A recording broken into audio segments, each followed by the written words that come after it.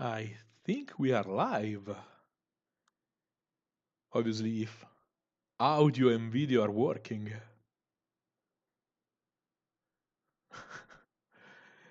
Hello, guys! Welcome back to Not Just Make a Live. There he is. Can you hear me? Because I had really strange readings from the software. I hope it's working.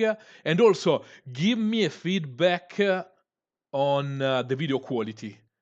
Because from here, I can see that I'm delivering only 360p, but you should see in full HD. Okay, we have the audio. Lovely, lovely. Hello, guys. How are you tonight? Oh, it's always a bit scary going live because you don't get the same kind of feedback you have from a workshop, for example. So I'm just talking in my living room and it's always a bit strange. Video looks good. Lovely, lovely, lovely, lovely.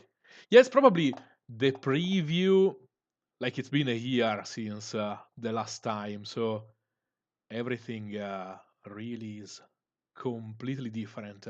So from here, I can see only my own preview in 360p from the dashboard. So I'll probably work on OBS so I can see if I'm in focus or not. Here and see fine. Lovely. Hello, guys. Okay, it's working. Yeah, really smooth.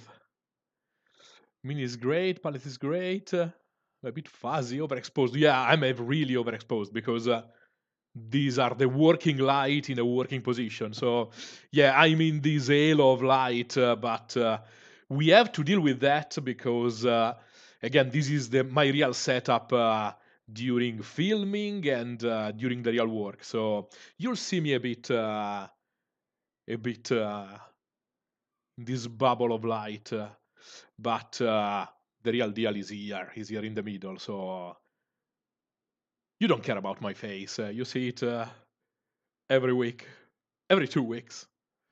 So I have the palette here, the model here. We'll discuss a bit of the model immediately, and yeah, I can probably drop my face later because it's not super important.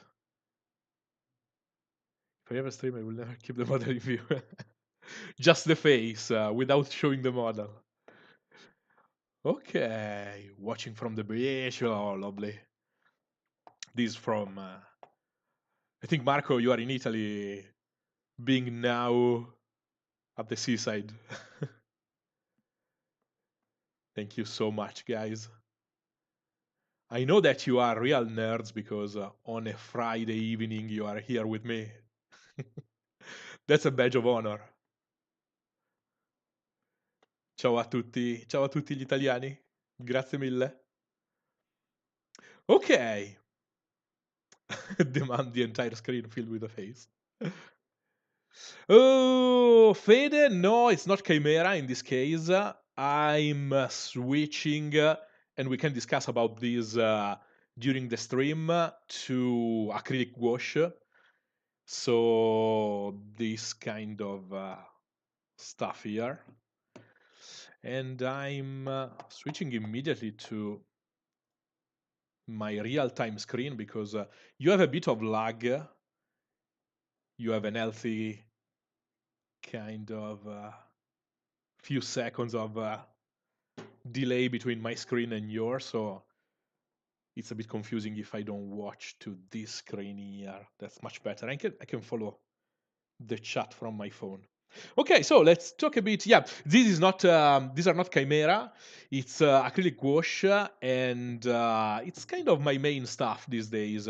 I'll change my mind in the next few months over and over. I'm taking a bit of everybody out of the drawer because I'm finding them a bit easier to use and spread on this kind of large volumes. But yeah, these days acrylic gouache is kind of my main tool.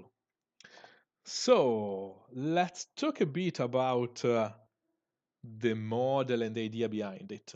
So the phone is not really following the chat. So we can close these. I can open this one so I can see what you are talking about. 10 a.m. here, 9 a.m. here. Yeah, I made a lot of research to find the right time frame. Greg, yeah, that's my mission. I want you to buy a lot of paints. But my quest is to find the best tool for every kind of job and situation. So I'm willing to have a few drawers full of different tools, depending on the stage of the work I'm in. So for finishing, I find this kind of incredible, crazy, total. It's kind of a natural opacity, really useful to really do edge highlights, all the little details at the end. So yeah, sneaking your video while at work. That's the life. I need some stocks in every paint company. That that should be the trick. Okay, so yeah, exactly. There's no perfect paint, only perfect paints. Perfect tools for specific jobs, like you have a hammer for hitting a nail, you have a screwdriver for every moment of the painting process has its needs. So I like to have different tools to cover those specific situations. So let's start because I'm just talking about nothing at the moment. So here is the model. These lights are not really giving justice to the model. I'm in full auto with the camera because light is changing outside. I'm not sure how the rendering can translate on screen. So I'm on full light, even in the room. A lot of light coming from outside, so it's a bit, I think, overexposed. But you can get an idea of the model. And the theme, I really complicated my life this time.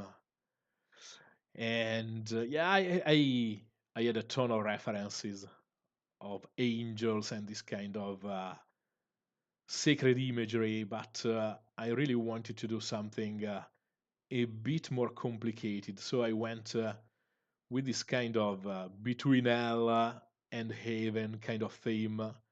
Two different lights with full power coming from this kind of 45 degrees angle. They are on the same diagonal, but with these opposing directions. And you can see on the model, or at least I hope that is visible and easy to understand, that they are a bit on different heights. They are kind of parallel lights. So you have the blue heavenly light coming from the top and going down, and it's kind more on this kind of vector. You can see the maximum value here, hitting the face in the middle and bouncing with a tiny bit of less power on the left wing. While the demonic light, the flaming light from below, is coming from a bit below that, so they are not on the same vector.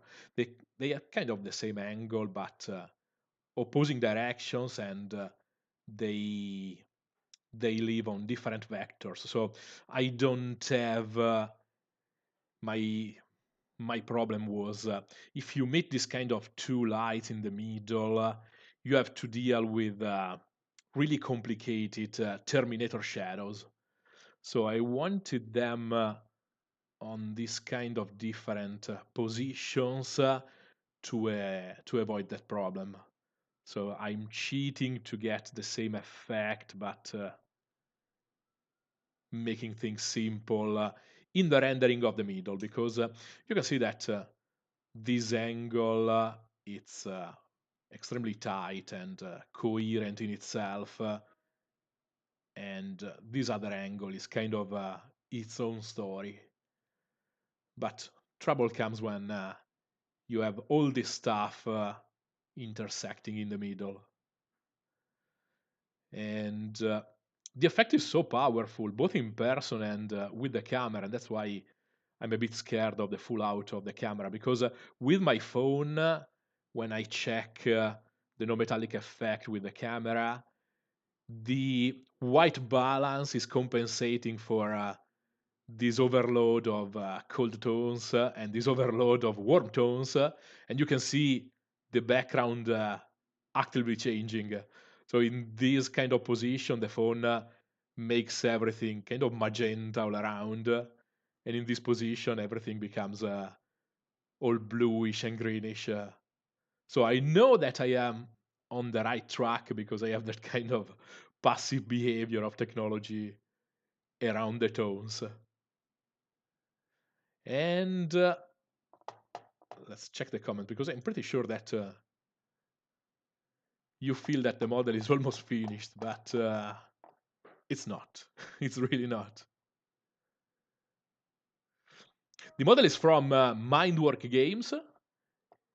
You can find the links in the description, both to the main website and to the model itself. The model is Seraph, and it's from a very cool concept.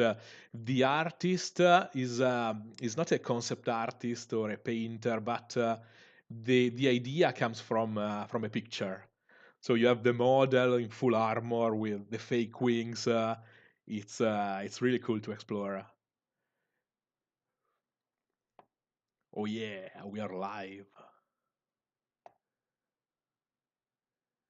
And yeah, the story, you know, that the story is really important for me when it comes to painting, and it's both a way to find the inspiration, because yeah, but when you take a model like this out of the box, you see the beautiful box art, you have a lot of expectations, you have maybe a few ideas, but when you unbox the model, and I'm pretty sure you are familiar with this kind of experience, the model is almost nothing. All this armor is totally smooth. The sculpture of these wings is really simple, as should be, because you want the space to paint your idea, to paint your textures, to make it smoother or rougher. Like that's kind of my beef with models coming from 3D printing and all that kind of branch of sculpting. They add too many details in the sculpt. The fact that you can add in the sculpt all that stuff, and I'm thinking about mostly about textures and details on fabric, armor, dents, texture of air, texture of something like this, like all the feathers in the wings. I think that should be stuff in the hands of the painter. So again, the story is a way to compensate that lack of stuff that you don't get with the sculpture itself. So it's all stuff that you have to bring on the model.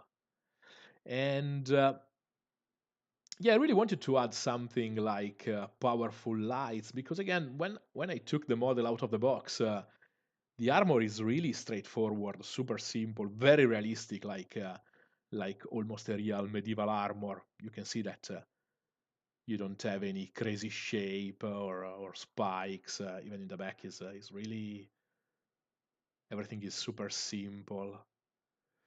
So I wanted to add that bit of extra flair that is not in the crazy shape, so you cannot hide boring stuff in this kind of shapes. So that idea of duality and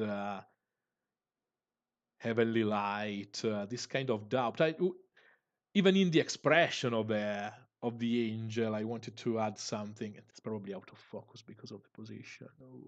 Whoop. I'm working on something like difficult to understand. Like, is she sad or there's this kind of just a tiny movement of the mouth. Maybe she's smiling. Which side? Which side is she choosing? And it's all a way to guide the painting and to keep the inspiration alive. And let's go on the practical side of things. So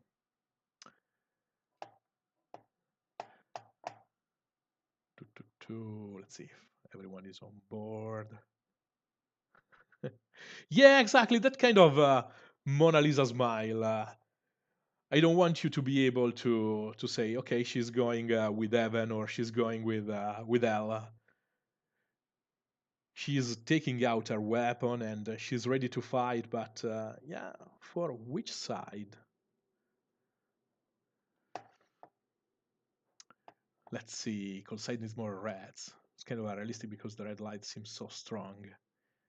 Yeah, the point is precisely that. So I'm putting myself in a difficult situation because again, each side has its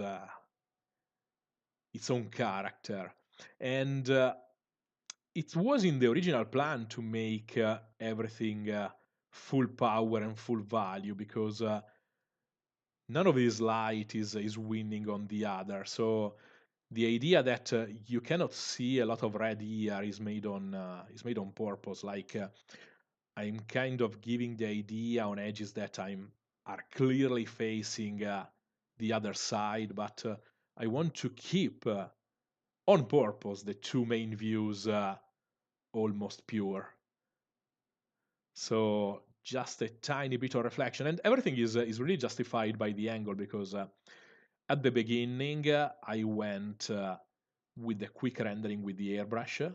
And you'll probably get, without probably, you'll for sure get a video about this. I went with the airbrush to understand super quickly what kind of terminator of shape I had between the two main themes. So the positioning is quite accurate because then I worked on top of that bubble of light coming from here and coming from here, and the fact that she's looking this way is creating a real barrier between the two lights with this kind of really steep angle. So yeah, pretty on purpose. I want to make a bit of bleeding of light around here. I'm not sure how much. Probably just enough to have kind of an orange border and a bit of green overlap on the wing. But yeah, I want to keep the two main views quite pure in their essence. So if you feel the need of extra red in this side, of extra blue in this side, remember that the main view and the plinth is the testimony of this is this one, where everything is in the middle, quite balanced. And then I want to make them extreme when you are on this corner and on this corner here. So, check again the comments. Yeah, it could be. The idea that maybe she's just exhausted and putting the sword away. That's another option. It's kind of this ambiguity that really makes the model tick for me. Because yeah, you cannot see even in the sculptor or in the picture. You have this kind of expression that is really like a sacred image, but you cannot tell what kind of thoughts are in their inner mind. And it's in the sculpt. Really, the sculpt is not giving anything away. And again, that idea that the sculpt should really give you the freedom to do whatever you want. If we distract you long enough, you'll never get to painting. No, I can talk while painting. So there's a lot of stuff to do, and we can start doing something immediately. So let's break the ice. As you can see, I already started doing something, and ooh, just a quick view of the palette under the main camera and the big lights. Still, probably the rendering of colors is tiny bit better here. You see that I have the two main opposing tones on the two sides of the palette. In the middle, the neutral tones. It came kind of. It wasn't really on purpose, but you see that I don't have a tone of order here. There are cold and warm tones in the same row, so that's kind of how I work these days. It's just slapping colors on the palette. But the main themes of the yellow orange here and the blue green here are quite evident, and the neutral in the middle, with also a tiny bit of really generic skin tones that I'm using to balance the two tones. So the blue is not becoming too zombie blue, dead skin blue. There's always a bit of warmth inside that skin tone because it's the light projected on the local core of the skin tone. It's really powerful. So, in general, the main tone is kind of this blue green tone and this orange yellow tone, but always with a tiny bit of generic skin tone in the middle, and the green to balance the movement between them. I'll do a lot of mixing. I didn't use a single one of these tones in its pure form because it's all a fluid kind of movement between the tones, so I have to constantly compensate, especially in this phase. At the beginning, it was a tiny bit easier to use the pure colors, but at this point, it's a tiny bit more complicated. And in the corner up here that I don't feel as super important. I want a bit of space down here, a bit of medium and acrylic retarder. I'm not using a ton of medium, using a acrylic gouache because it's behaving already like kind of a watercolor, so I don't need to compensate its its structure, its density a lot like standard modeling acrylics. On those, I need to kind of balance the behavior of pigments inside the diluted paint when I'm glazing and doing transparent stuff. In this case, they are really stable, so I don't feel the need to add complicated stuff. But a bit of retarder for glazes and that kind of touch-ups, it's quite useful. And I'm sorry, I have to switch constantly between my screen to check the focus and the comments, so it will never be super smooth, that kind of transition. Okay. Doing a true old masters oil painting. Oh yeah, you'll see soon a lot of classic oil painting on the channel. Because I'm preparing a workshop about oil paints. So yeah, I have to stretch the oil's muscles. Okay, so let's try keeping the chat open because while painting I don't need to see the screen, but tell me if you see that something is out of focus, so I'm using your feedback to understand if something is not working. Whoop, whoop. Yeah, oils. I know. I know you are curious about oils. and I'm not using them a lot these days, kind of on purpose. I'm doing a lot of experiments out of camera, and they will come back in full force.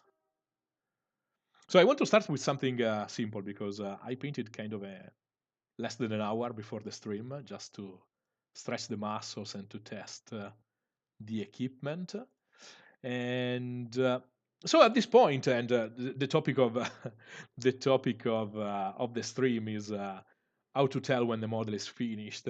At this point, I'm kind of in the problem solving step of the process because yeah, for a model for yourself this is more or less done, but at this point since it's a competition model that I'll bring if I like it at the end next week to the modeling expo, I really want to be sure that she has a chance to win something. I'm not really hopeful because the level will be crazily high and it's my first time in master, so I don't have a lot of hope.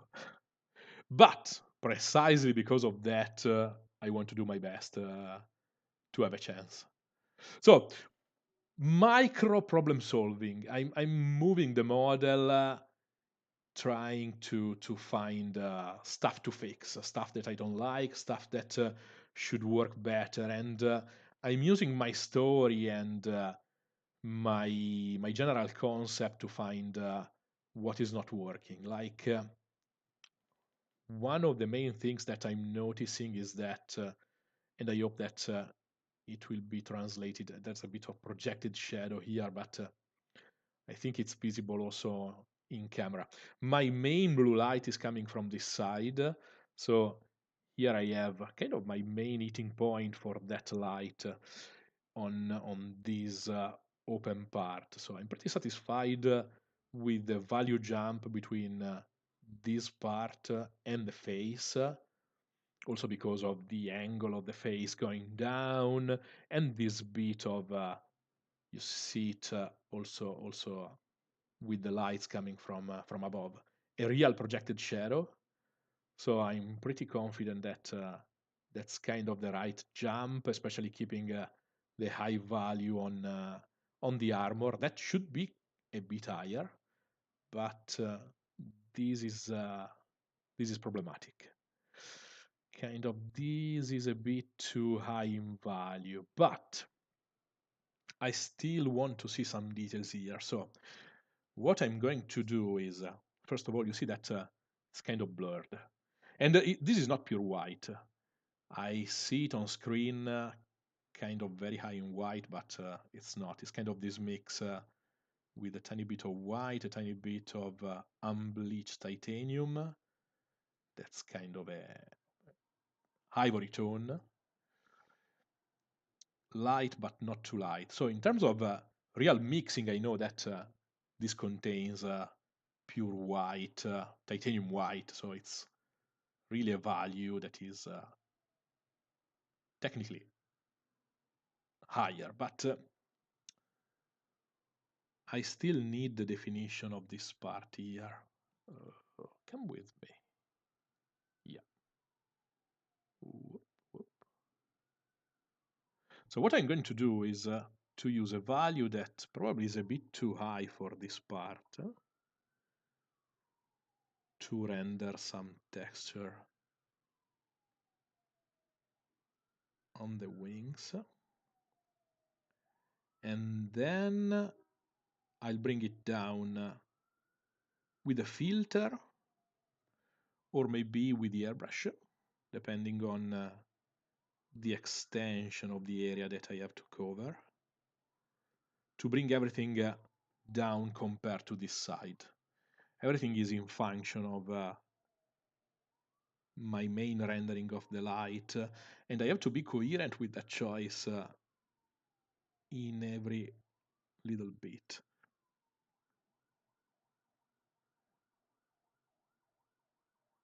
So in this case, I'm working around that kind of problem, going up and then bringing everything down, but I still need, since I'm probably went too high at the beginning, an higher value to bring out some of the shapes and not really the shapes because I'm not really interested in the single feathers, but to give them more texture. In this part, that's a really secondary element of the model. You feel like at the beginning, like these big wings are a really meaningful part of the sculpt, but especially with the theme I chose, they are kind of just a frame, and I don't want to make them too in focus. So the rendering will be very loose and kind of sketchy, both to trick your eyes in believing that this is kind of a tiny bit out of focus, in part because that's the way I like to render stuff like fur and feathers that are mostly a mass of little masses, and depending on the story that you are telling, yeah, they can be the central part of the paint job, but maybe in a single specific part of the model, like you have a big animal, you have a bear, and you are hyper rendering all the fur around the face because the muzzle, because that's the main focal point, but all the rest can be much more looser, much looser. So my main objective here is really to give some movement to these feathers that in the sculpt don't have a lot of details. That's perfect because I can choose if I want to add all these little lines. But if I want something a tiny bit more comic style or fantasy illustration, tiny bit, I can say that this is photorealistic. That's totally not true. But you can go with a painting that has even less details and still produce something super interesting. If you check any comic book cover or some fantasy illustrations from Magic the Gathering for every kind of board game, usually they go with a higher volume of art, and a tiny bit less details in the single artwork, and it's still working perfectly.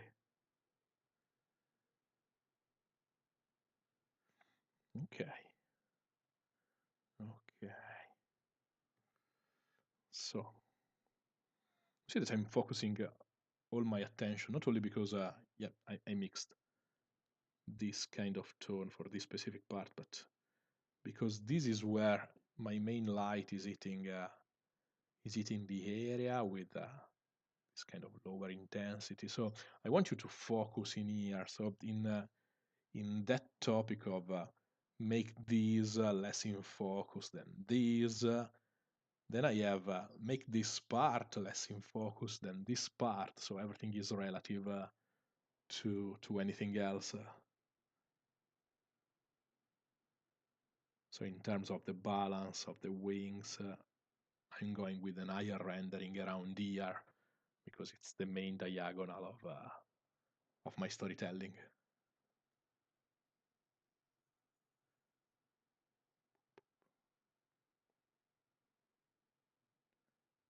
This is the easy stuff.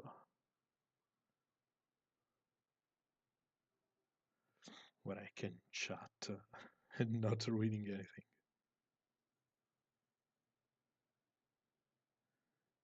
I need a bit of stretching before tackling the face. I have an issue with the warm side of the face that I have to fix and face,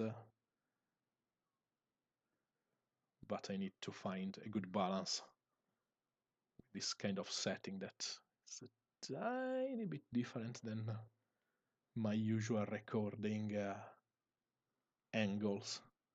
I had also to mark the spot on the table to be sure that I'm in camera.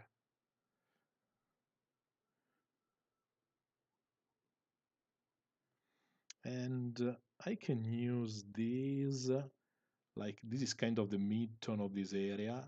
And again, I'm sorry that it's a tiny bit overexposed and you probably see these almost as white, but it's really more a extremely light green. So I can use these to almost edge highlight a couple of feathers up here.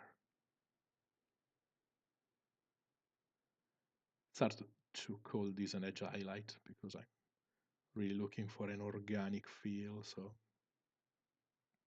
it's kind of a bit disorganized, trying to add a bit of the texture that it's not really there. Or when it's there, is really subtle and not super deep.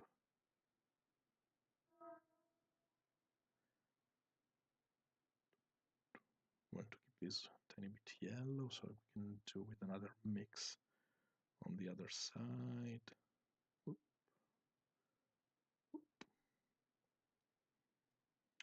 Something like this here.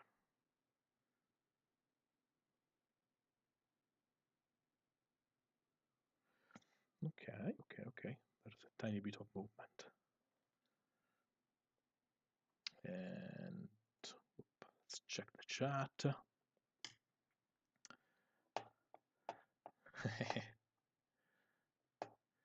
Yeah, texture of the feathers.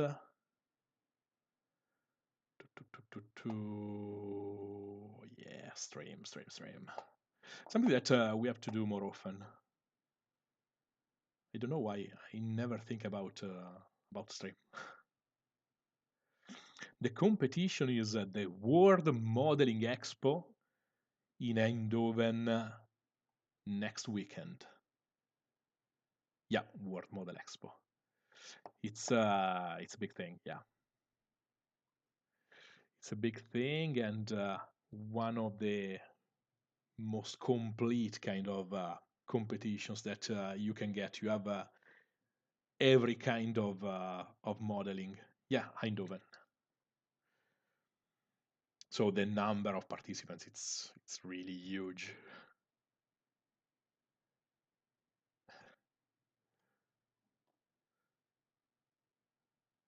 Thank you so much, guys.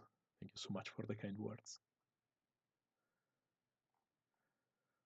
Okay, so let's say that I'm a tiny bit more confident now.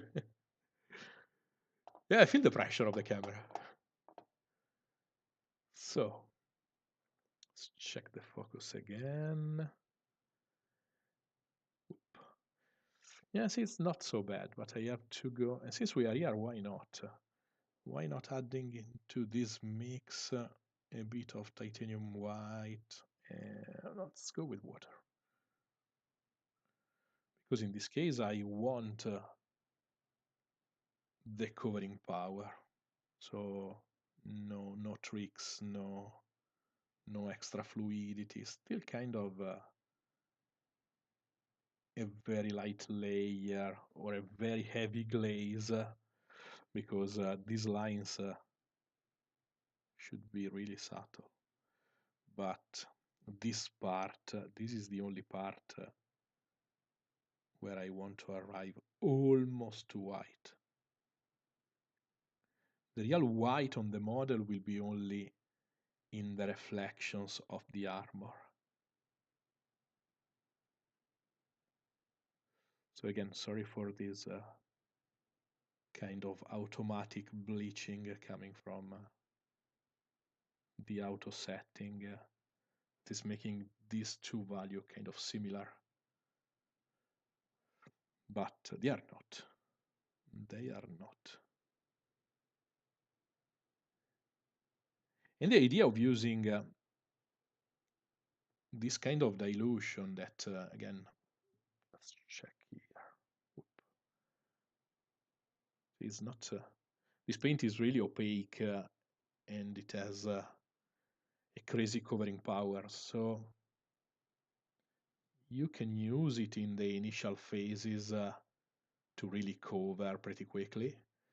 But here, I'm not only looking for subtlety in the texture, but also in a tiny bit of passive automatic mix with what I have in place here, because you see that my light is this bluish light, white bluish light coming from above, and it's mixing with the yellow information coming from this other side. So it's pretty natural to have this movement into green. And again, this is a bit bleached, but there's a lot of green inside here. It's kind of a greenish turquoise becoming more bluish going on top. So with this kind of medium transparency, I'm sure that even if the color matching is not perfect, even if I'm quite proud of my color matches on the palette, doesn't need to be, because there's a bit of passive mixing, optical mixing with the stuff underneath.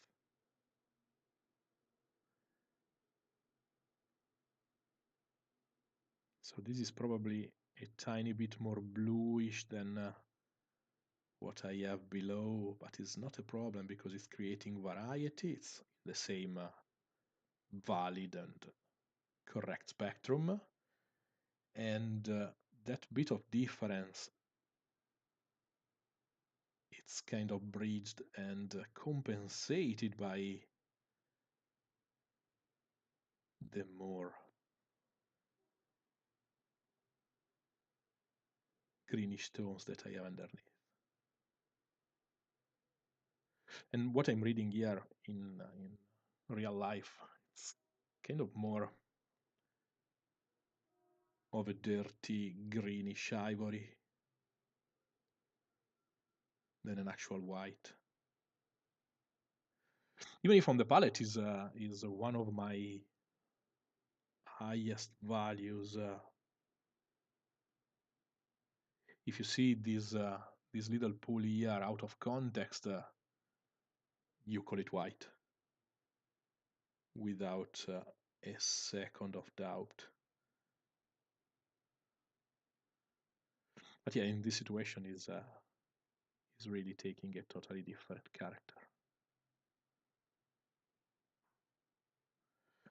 So while probably I'll intervene with a filter, I'm pretty sure it will be with the airbrush to maintain a solid pass, to make it a tiny bit darker. I leave all this part as it is. Really hope that you are able to see the details. Whoop. And still, I'm almost reaching white, but I will not use white.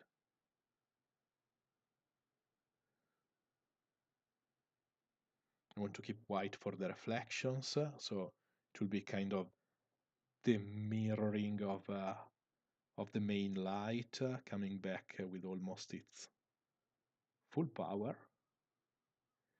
And it will be a nice touch between the wings that are ideally a tiny bit more natural and organic, and the armor that in my concept is just a steel armor, so a basic kind of gray underneath, taking all the tones from just the environmental light. I'm assuming that that armor doesn't have any real meaningful local color, just gray steel.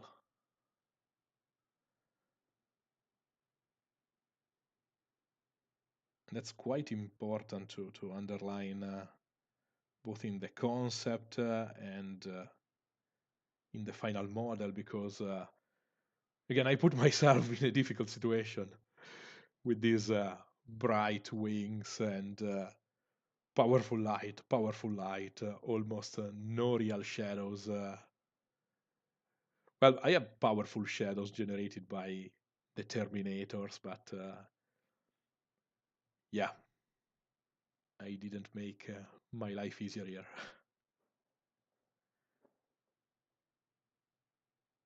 And this lack of details, let's say like this, sometimes is a pain, because let's just put in focus. It's kind of impossible to work in camera on this part. Like up here, like here, there's nothing. It's like let's go down here, just a sphere that I have to justify in a way or another. It's easier when you have some kind of movement, but up here I'm studying pictures of big birds with huge wings, so I can understand what happens up here. You have this kind of movement, vertical movement, going from up to down. This kind of diagonals on the feathers, pretty easy to render, but up here is a mystery that I'm still cracking. Okay, there's a bit of movement. I don't want to spend the whole evening on the wings, because I think it's pretty boring. But it's interesting to understand the process and the reasoning, because it's all about the relative behavior. So because of this, another similar issue that I have now is with this angle. You see that I was able to maintain a pretty good difference between the armor and the hair, but between face and hair, they are a bit too close. And in terms of ability to reflect light, obviously the polished armor is on top, but I think I have to choose what's more reflective between hair and face. I have to make a call about that. Like on this side, the balance was complicated for the same reason, but the diffusion of the light helped differentiating these two elements, and I have more yellow, therefore a bit more green here, and the armor is a bit more pure blue.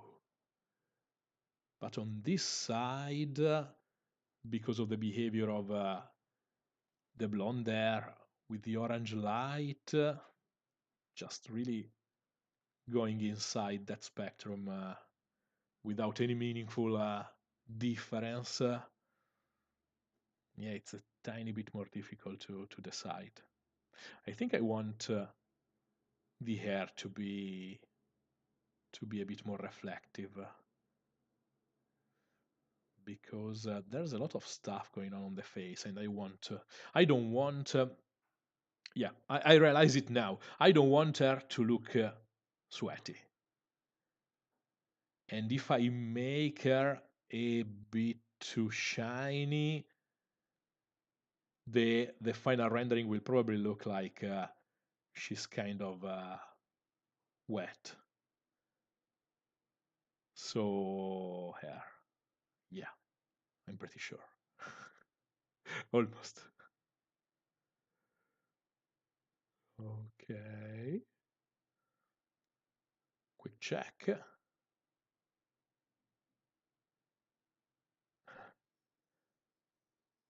Yeah, overhandling miniatures, especially of this size, is always a problem.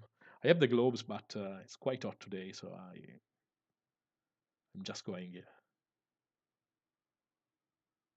on skin. Optic paint, smooth. No, this I worked on this for I think 5 days now, so I'm not taking shortcuts on this model.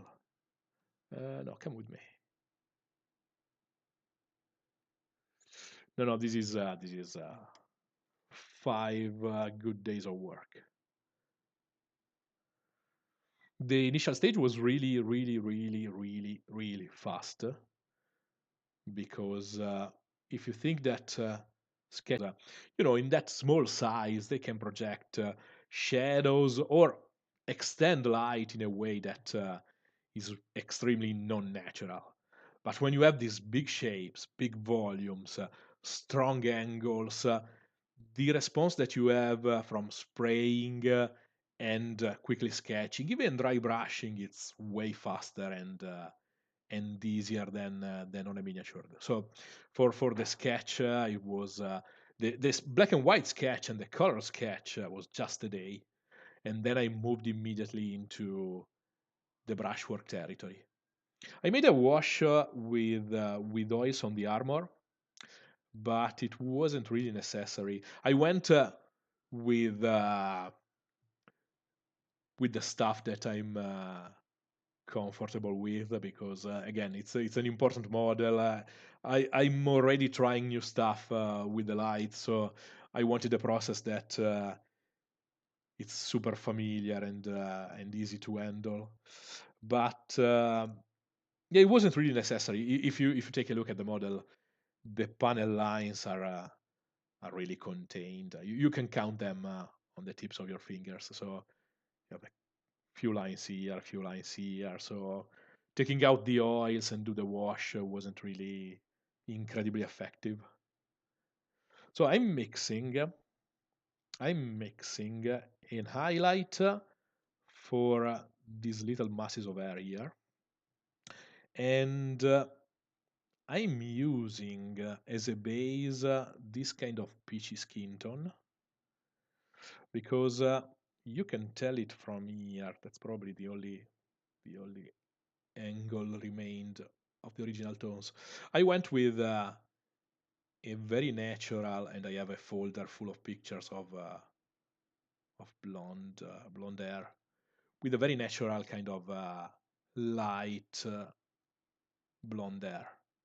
That is not the fantasy yellow because I didn't want to interference too much with the progression of the orange. I wanted something a bit more natural to drive the tones to something more fantasy with the light. So I'm using that kind of natural tone that is kind of in the territory of the skin tone as a base for the mix. Because here I cannot count too much on that behavior that I use every time with inks, for example, of the strong optical mix. I still have to create a mix that is based on the progression that I made in the initial stages.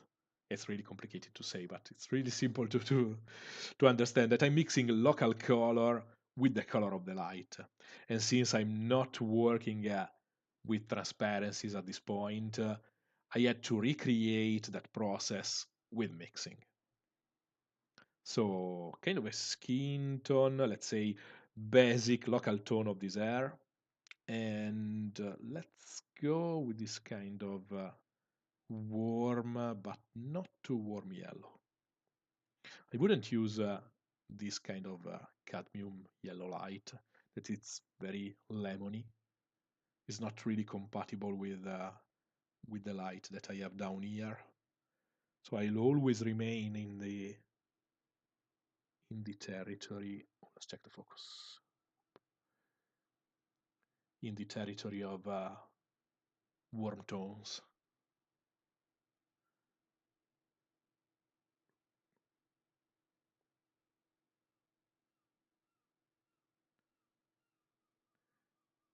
terms of the actual process, the movement of the brush, and let's call it the technical process, I think that's the most relaxing part of the process, because if you don't have to fix something, you are just working the consequences of your choices. You are improving stuff, you are making the lights lighter, the shadows darker, but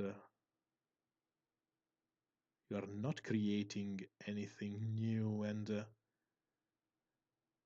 yeah, there's still a ton of problem solving to do, but it's all in the borders and the parameters of smaller and more contained decision depths. And I made a mistake here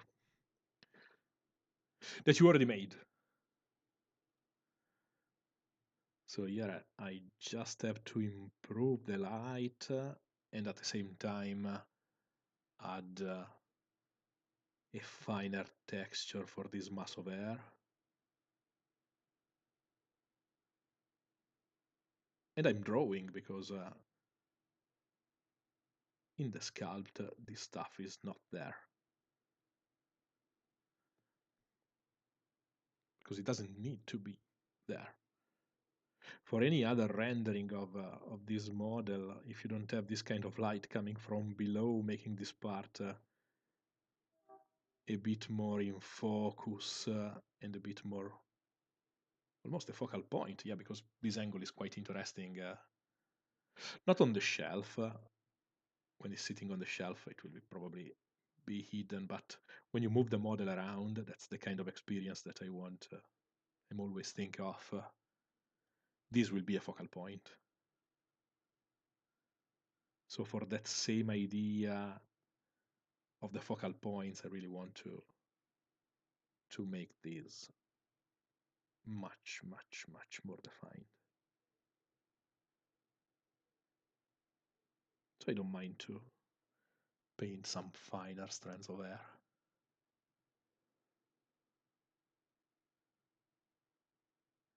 And this is also hiding a lot of crimes in terms of roughness of the brushstrokes. Because, yeah, that's a finer mass of little masses, but still a physical mass. So since these strands are not sculpted, I can add a bit of volume with paint to give the sensation that there's a finer and finer and finer level of sculpting. If you paint everything with super smooth brush strokes and transparent paint, all you get is just the sculpt. And we saw from the beginning that these kind of sculpts don't give you too much on that. Oh, that's a tricky. To check my angle. There are a couple of strands that I'm not sure. Well, I can see them from this angle, so yeah, they are part of this. Where the transition is a bit too harsh depending on the angle. Yeah, I have to go back with a tiny bit of orange because I skipped a little part, like here. I can really see the going down of that little strand. But if I jump too soon into yellow, it will not be nice. I want to make it a tiny bit more progressive. I don't need to make complicated blends. Just need a tiny bridge of orange.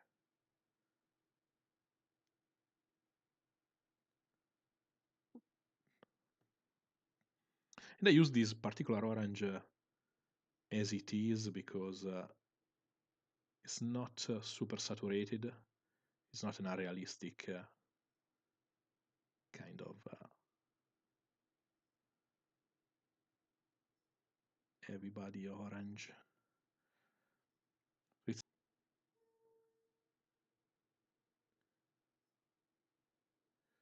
and again, I noticed that on this side I needed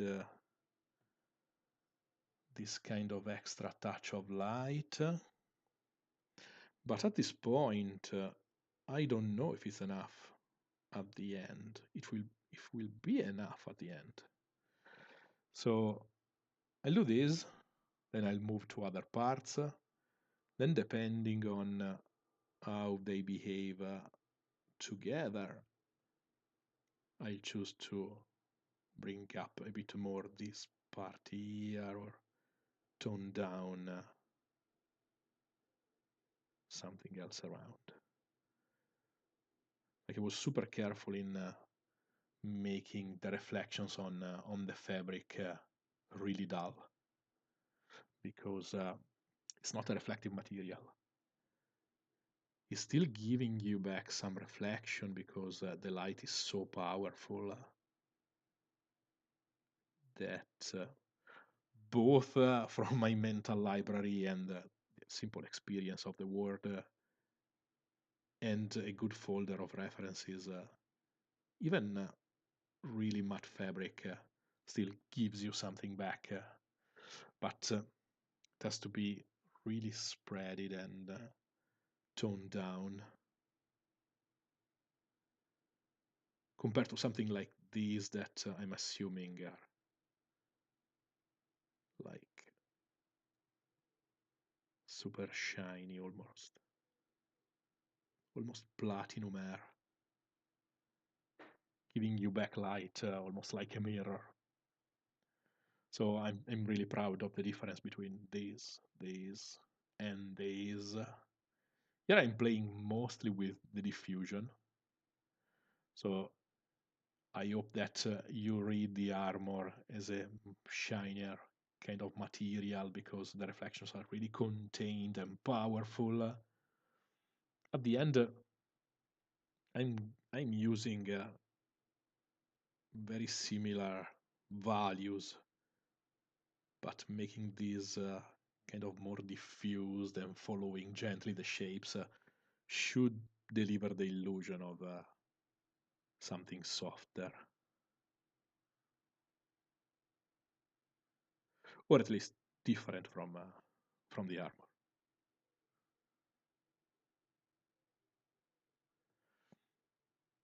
Again, the difficult part of working with a strong, overwhelming light is always this one. A powerful environmental light tends to swallow the local information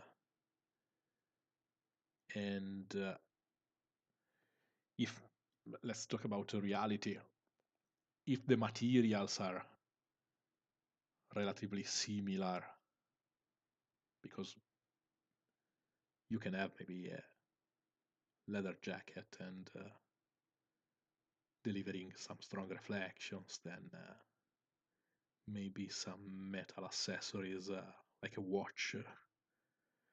If you cast everything under a really powerful light, you can have a very similar reading of those elements. So you have to find ways to differentiate that information. And again, this is my fault because it was my choice to make the model in this way. So I knew from the beginning that I had to find solutions to this problem of the uniformity brought by the same powerful light cast over everything, or at least the solid half of the model. Let's check quickly the chat. Hello guys, a lot of new people. Oh yeah, I talked about this in the last chat, but how many of you will be at the World Expo? And if you are around Eindhoven, come to say hello. Hello there. Yeah, I understood the quote. So. Sanguinius. Yeah, it's a bit as a. I think it's the angelic nature that is making the sculpt a bit like the Primark. Do you have a specific recommendation for the gouaches for someone who wants to test them? Greg, yeah, CMYK. It's the best way to start. I worked with cyan, magenta, yellow, black and white for a year before investing in the full range, and it was more than enough. Especially those tones in this range, there's a bit too much mixing of pigments for my taste, but I still love the paint. But if you go with the main tones, you have the pure pigments, and for mixing, you cannot go wrong. It's a guarantee. So yeah, let's start with. I think the best blue should be. They should have a real primary yellow, if I'm not mistaken. I usually go with manganese yellow, but yeah, they have a primary blue. Whoop, here. So go with primary blue, quinacridone magenta, primary yellow, black and white. And you can mix with this kind of saturations, whatever you want. You see, even with the little desaturating effect of the powerful lights and the bluish tone of my daylight bulbs, still the saturation of these colors, it's something crazy. You see, like, I really love stuff like the light tones, like the. Well, yeah, it's a bit bleached, but yeah, it's super saturated. Even in a color that has white inside to make this kind of light lime green. Reds, yellows are crazily good. Sorry, I bumped the microphone on the lamp. So, and this side here, on the right side, I'll be a tiny bit more contained because I want to give the sensation that it's still kind of a reflective material, but it's a tiny bit, not so much, but a tiny bit more distant from the source.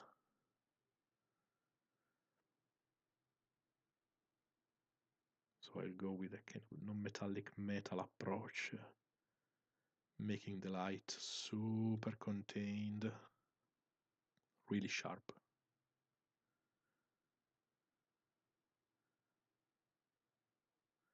I have my terminator here between the two lights, something that I had to add later because at the beginning it wasn't really working.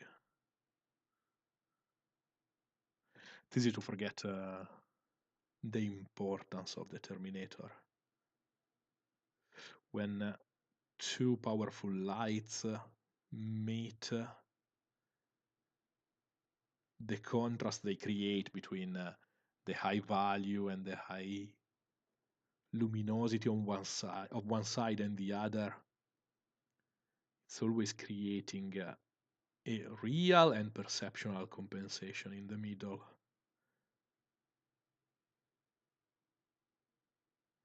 And it's super easy to find examples of these you can look for pictures of clubs and Hong Kong lights, or since we talked about, we quoted Obi-Wan in the final battle between Vader and Obi-Wan, with all that symbolic movement of light between the swords. Sabers, sorry. Check that fight scene and you'll see a ton of good realistic lighting and Terminators in the middle.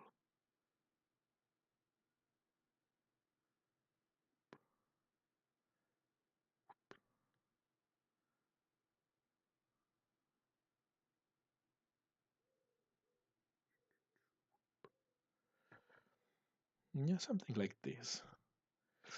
It will probably need a nucleus of something lighter, but I'm worried that I'm going too high in the value scale and I want these to remain a yellow. So I think I'm satisfied. I can work a bit more the textures, that's for sure.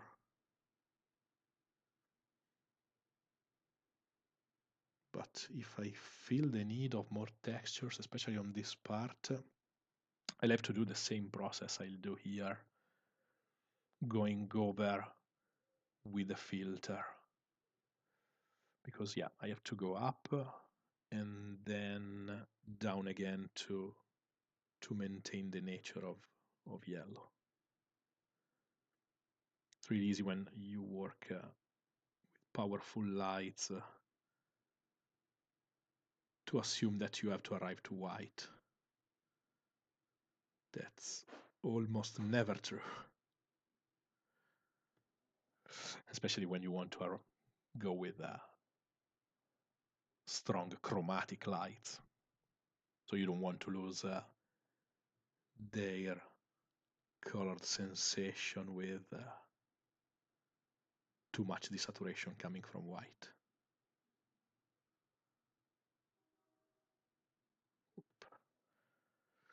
Like this. And since I went up, let's change. I really like this angle. You can see that this is kind of one of my main views. It's much more rendered and defined.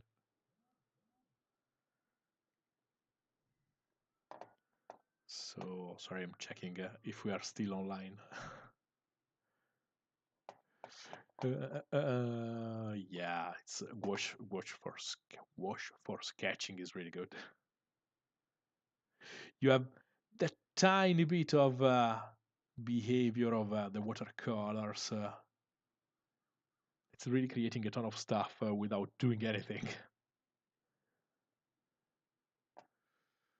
Yeah, Canada is away from the expo, but yeah, the last two editions were in the US, if I remember correctly.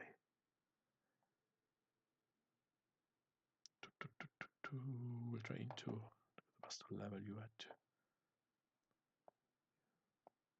The video of the initial part of the work will be on YouTube like every other video. So don't worry, it's not only for patrons. The patrons get the real-time view, but yeah, the main video will be on YouTube as always. Okay.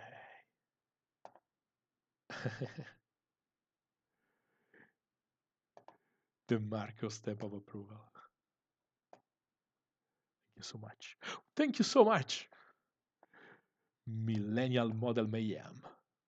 Thanks a million. Super appreciated. So we were saying, since I'm tackling this part down here, and I love how this topping is coming out by itself. Now, the value of this part is not matching what I have here. because I wanted, eh, see how, yeah, not really contrasting now, because this fold, this mass of strands is looking this way and this way. Yeah, these are both powerful lights, but this part is way closer to my main light than this part. There's still a main light, but it's much more distant than this part here. And there's also a tiny bit of projected shadow coming from here. So these for sure should be higher. And for these, zoom in a bit. Whoa, focus. There's a lot of green inside here because I have a natural yellow tone from the blonde hair. It's more kind of a beige, but still. And the yellow coming from the other light. I'm destroying my setup. Sorry. So I would start with this kind of lime green, made a tiny bit more natural with this kind of sap green. There's a different name, but the tone is almost the same. And I think that's a good base. And let's say ivory. Because again, white is a premium. White is for reflections. And I really hope that I'm watching the screen, my frame from OBS to be sure to be in focus. And it's quite bleached from this perspective. I know that is better when it's on YouTube. So I hope that you can still see the difference between the values and the tones.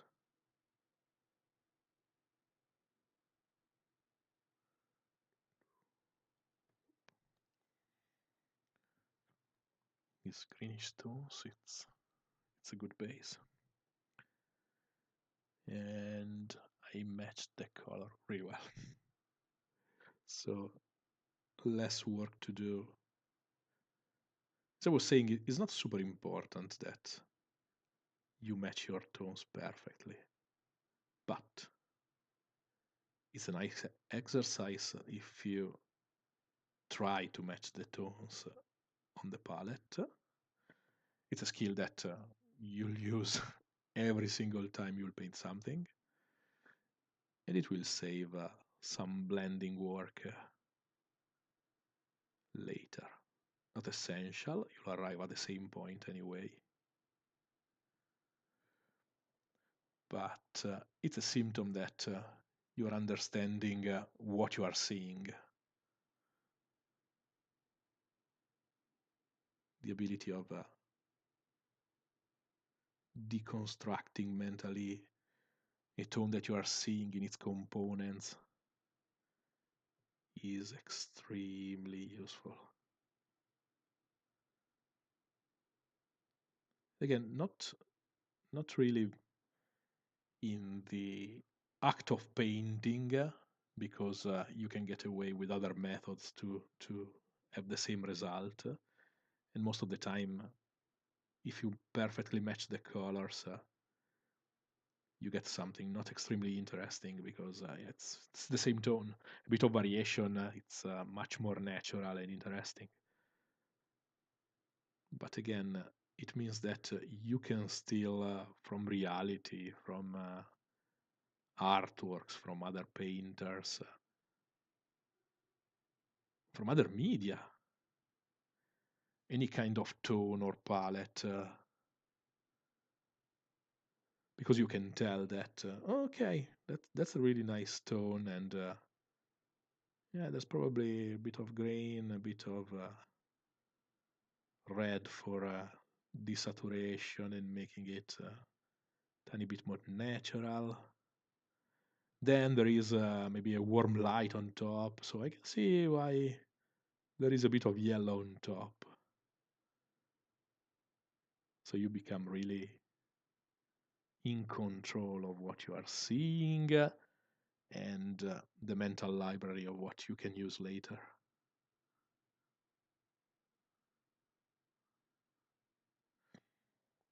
Yeah, and this kind of green, let's see if I can do a zoom in.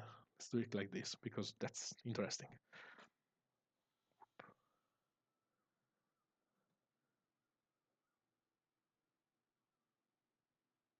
That's a proper green. I'm working really in the territory of green paint, and I'm using it to paint blonde hair in a position where you don't have a strong light creating a complete artifact. It's kind of an artifact in the sense that it's coming from the mixing of the two lights, but you can use this tone for a natural set of tones. Because this green, in my case, is coming from the local tone plus yellow and blue coming from the two sides. But on this kind of blonde hair, you can have this same result if you put your model or your reference in a forest.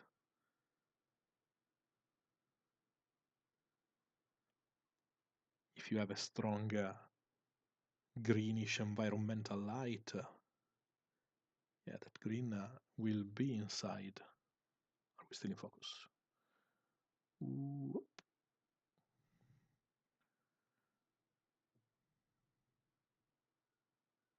Will be cast over every element. So even on these upper and more exposed strands, I'm trying to not arrive to, and I will not use blue tones. The tiny bit of blue contained inside the green, it's more than enough for this position because it's giving justice both to the light coming from here, but of the local color. A bit more dilution. The local color of the blonde hair. It's a way to avoid the zombie look.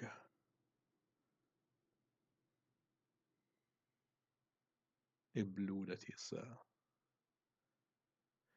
can easily move from holy and clean to just undead. To be honest, I want a bit of that because the idea is to see again that storytelling bit of good evil, but also glacial and cold with passionate and hot. So if it's a bit dead cold, it's okay, but not too much. That's why, and again, I'm not sure that probably enlarging a bit of frame. Like I was really careful, like up here, where it should be quite natural to have a similar kind of progression into colder tones because the light is kind of wrapping up here and you don't have the contribute of the warm light from below to have a bluish tone, but I went with a tiny bit of transparent magenta to give the sensation that, yeah, there's this blue environmental light, but she's still a living being, so there's blood running under the skin. So magenta is kind of a compromise between the coldness of the blue light, but with that tiny bit of warmth and reddish tones. So yeah, magenta is the natural mix, the natural position on the color wheel, and it's breaking a bit the total coldness of that side. Ooh. And there's a ton of this work to do in the back because you see that my rendering of the hair down here is still quite rough. It will not be super complicated because it's in the back the light is much more powerful and overwhelming, and at the end, let's be honest, there's nothing here in the back to really spend a lot of time in rendering. Like I want to arrive to something more like this when I can play a bit more with the edges, but yeah, I want to keep this rough and simple to really give the idea. Like I really like this angle, a bit of movement, and again, these are just irregular organic masses. But yeah, I have to do this kind of lights almost everywhere, facing downwards and from this angle here. See, that's the beginning of that kind of light. I have all my edges of every single mass of feather bordered with a bit of orange. You can see a bit that light effect evolving in that way, but I probably need um, one or two jumps, probably two jumps of light. I don't want this to go away from a proper orangey yellow, but yeah, probably two value and chromatic jumps.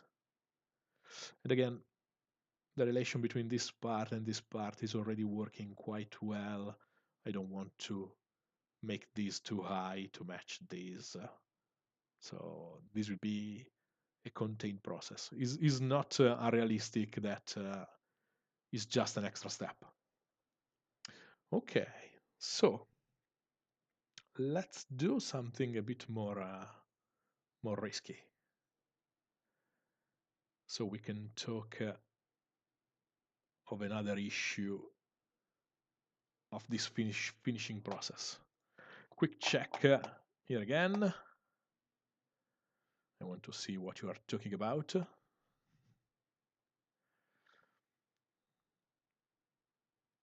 Yeah, thank you so much. Yeah, I'm still studying all these OSL stuff.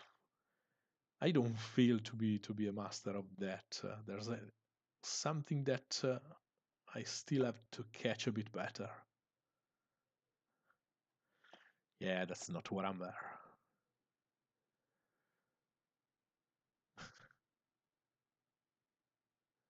Okay, okay, you are pretty quiet. So I can continue painting.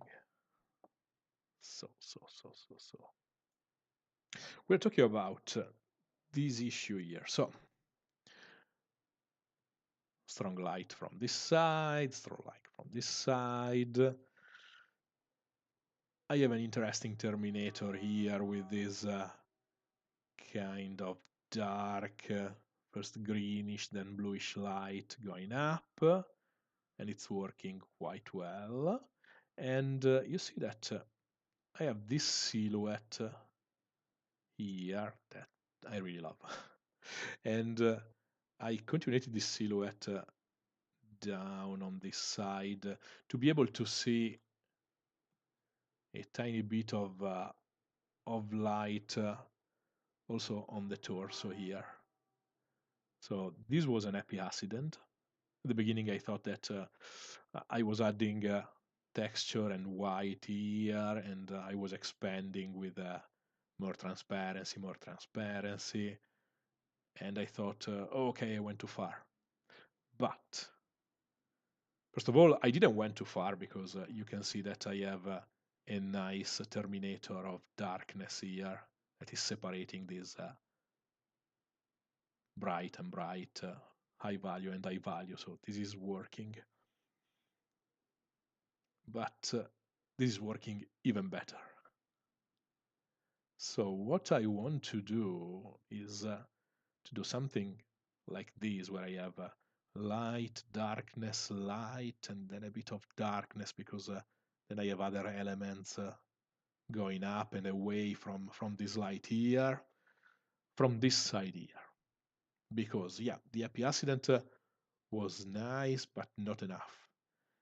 I want, and it's also, see that I'm really studying this stuff. I don't know it by magic, because I think about this stuff all the time. Light coming from here is hitting this spot, but light is everywhere. Sorry again, I'm moving my hands too much. That's the Italian way. So light is coming from here, and that's my hitting point. Hitting point. That's almost perpendicular to my light. But all this part here, that's the natural tangent of this light. So this beam of photons, yeah, it's hitting directly this point, but there are other streams going around this shape here. So I should have a bit of light inside this area of darkness. So I'm really scared of doing this on camera. And I'll take some time showing you an example of this. So that's what's happening. I have my direct perpendicular light here, and this is kind of the tangent. This is easier to see. That's the other tangent of this side, because light is falling like a blanket on top of the shape. So that's my first hitting point, and then is wrapping everything. That's why we are able to see the bottle. And when the light is going away, is hitting these two borders like a tangent. That's why you have this line of light here, then that's bouncing light, and light here. And I want to do something like that. I think it would be more realistic, but I'm worried to ruin to ruin what I have. So let's take some measurements. Like, what I do in this case is to really try to understand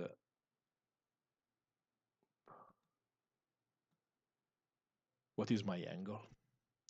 So that's my angle.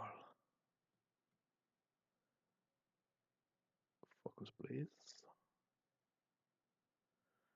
So, should be, we can do it with a bit of water or simply licking the brush. Just want to see where, and I'm kind of using the screen to understand this flat view. Something here. Should be on the rim.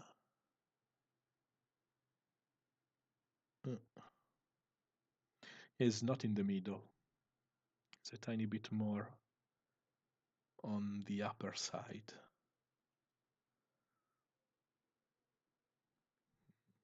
It will not have a big impact from this side, but it will have an important impact here. Huh. But then I'm worried to lose this separation.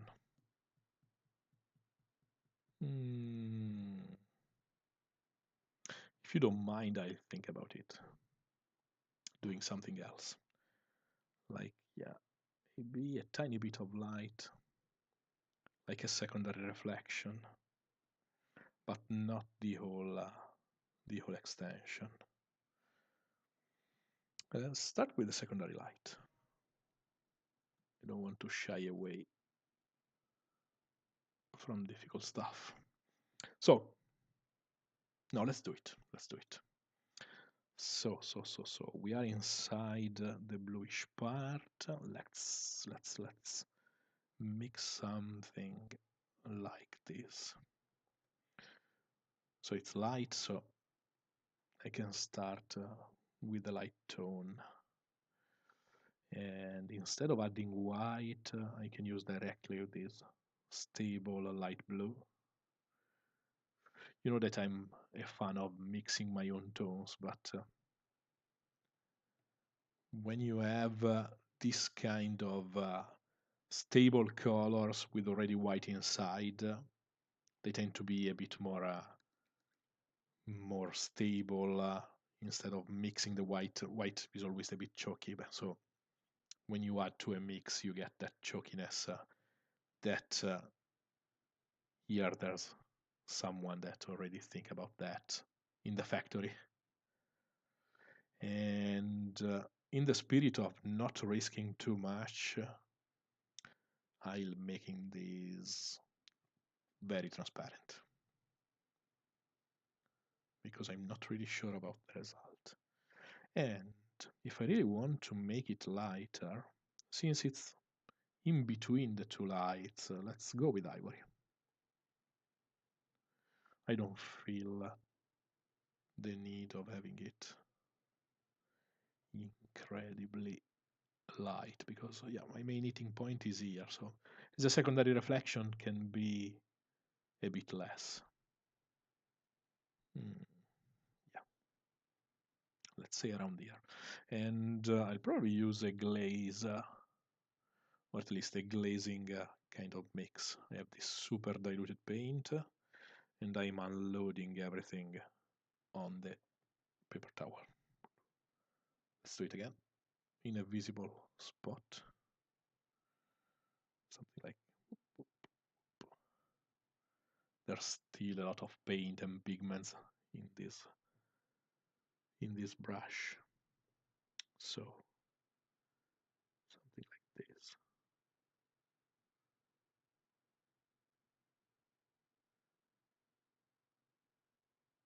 Oh, probably from your perspective is almost invisible, but is there here. This stuff here. This little line. So checking on this side, this line is kind in the right position. I probably need it to be a bit lower. And what I'll do with a Q-tip,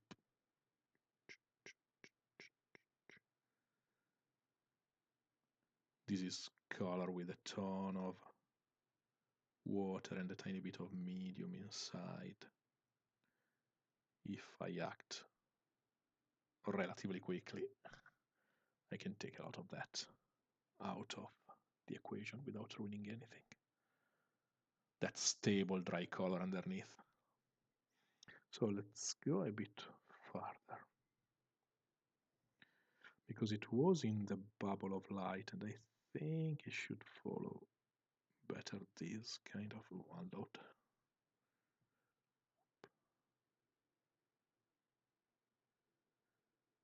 And less straight than the first line.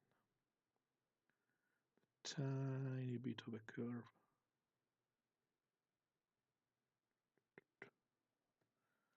Let's see. Probably a bit farther, but from this angle I will lose it completely, so it's probably in the right position. Really subtle. Now I'll expand it. I will not leave it like that. But yeah, this was only to mark the placement, and from this side, yeah, it's creating an interesting secondary reflection. So same deal of extreme transparency.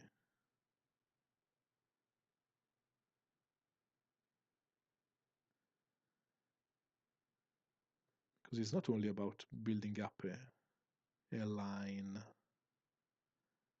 and building up a glow all around, so an halo of light all around that little spot. And even if I don't super like glazing, that's the right call for this little smooth kind of adding.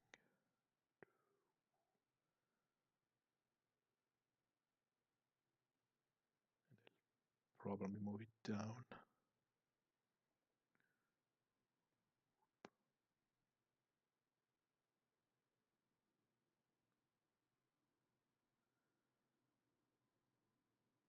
Following the shape of the armor.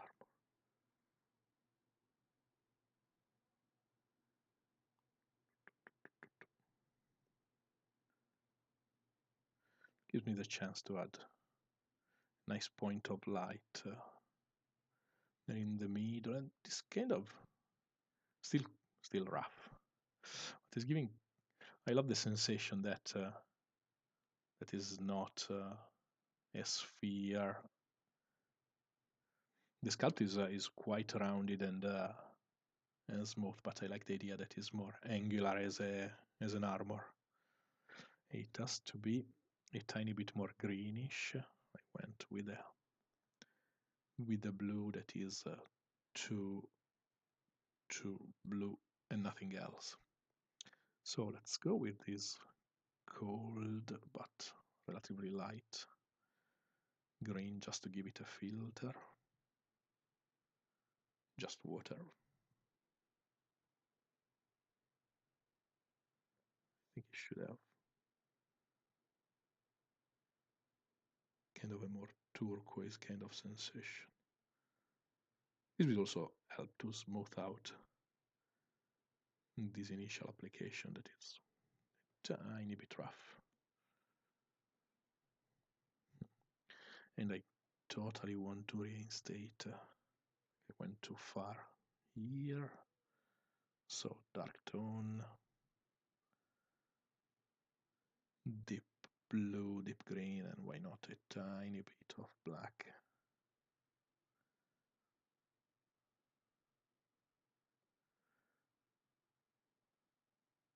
For this correction here. Again, I'm still in the phase of defining the shape of this reflection, so I'm literally sketching its shape. I went too far with a little bit of water entering the panel line, so I'm fixing also that. Okay. It's working also on this side, but it has to be more greenish. More greenish. So, let's continue with this one.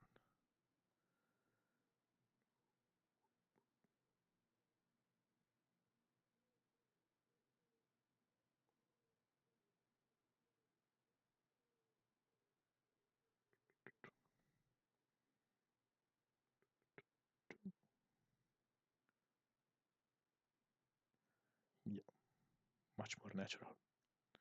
It will also create a bit of contrast between this part and this part. See? That's the beginning of what I wanted to see. That because that's it was kind of a missing information that I, in a totally unconscious way, I knew it was missing in that spot. Then you can rationalize, understand why with that basic physics of light.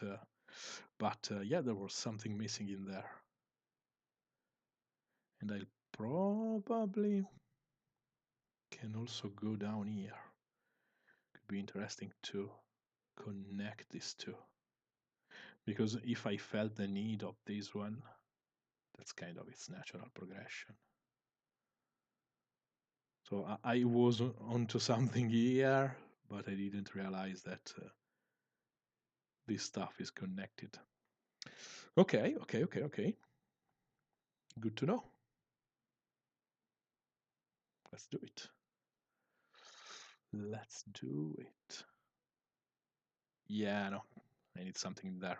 Now that I have this element here, I really want to see the continuation in there.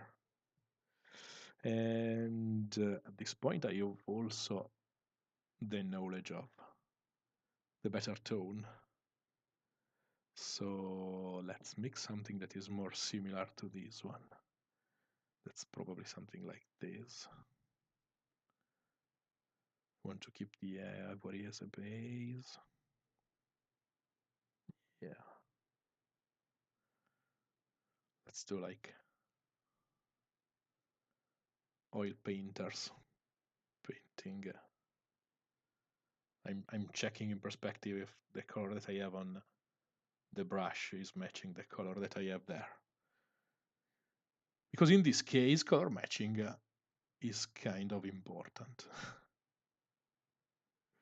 I was minimizing its contribute, but yeah, in this case, I created this tone by fixing something that wasn't working, and now I'm matching it because I have to continue that work. So yeah, it's a bit important.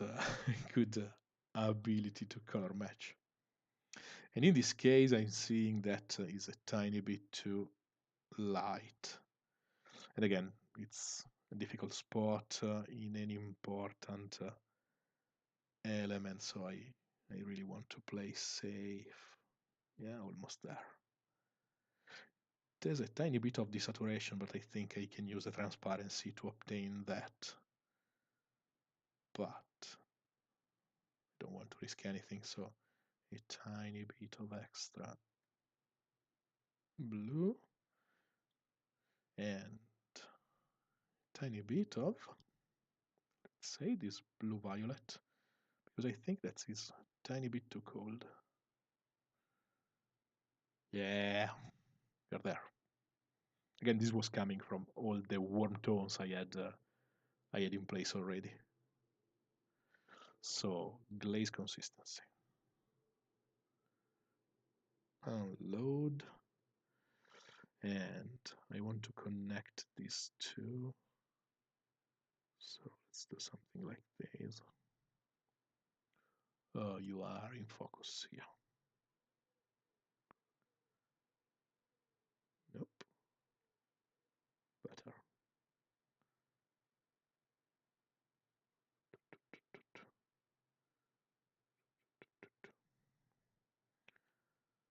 Hmm. Yep. I have to do a more gentle curve. I went in a straight line. Well, and I'm using these lines because I'm using the trick of using a bunch of thin lines to give the idea of machined metal. Something that is stretched and in this case you can see the visible witness marks of the process of creating this piece of armor. Okay, so I can see it, but probably is not so obvious in your perspective. I matched pretty closely the tone of the background because it was kind of a long curve. I wanted to have a direction, but without covering anything. So, coward move, but it paid. Okay, let's start going up.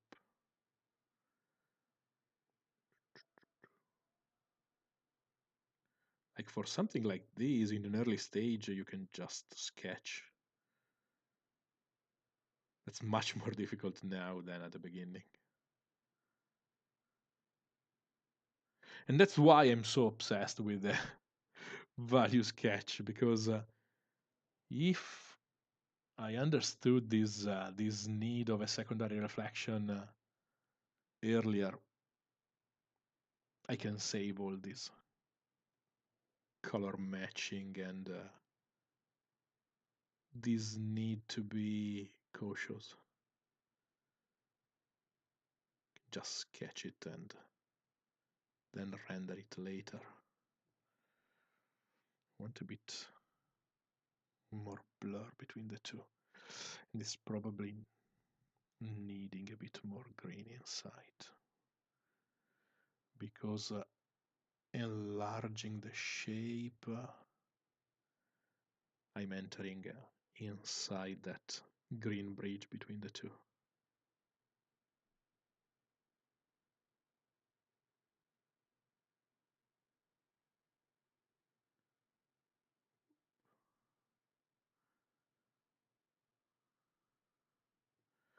I don't mind glazing for something this small.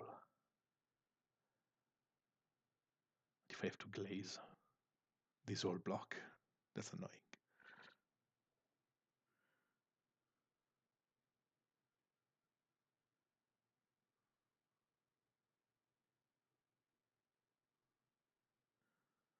Okay, I like it.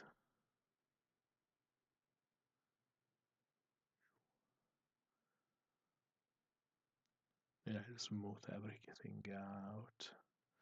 But let's check this angle here. It's creating that extra bling. There will be a bling of light in there. Now it's really obvious, but it will become better. Yeah, it's a tiny bit more complex. Okay, quick check of the chat.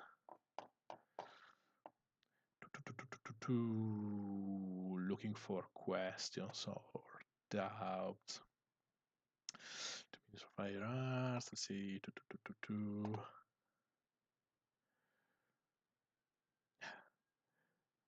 Thanks a million to you, Grady. I went super far up. I can recall having heard why you moved from Kimera Scale Artist to Liquitex Gouache.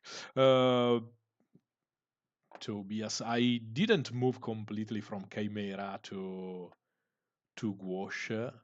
I'm really into that because it's the new stuff. I use Chimera even on early bits of these to enhance the yellow here and there.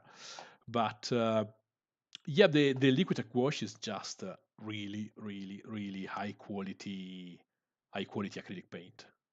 So I'm really into that because it's easy to find. It's top quality acrylic paint. It has all the bits we are looking for modeling paint. High opacity, but it can become transparent. When it's transparent, doesn't have any problem in the stabilization of the pigments. You cannot see the pigments. It's impossible. You can dilute it and take a microscope, and it's almost like ink. They are part of the paint in a level so fine that it's crazy.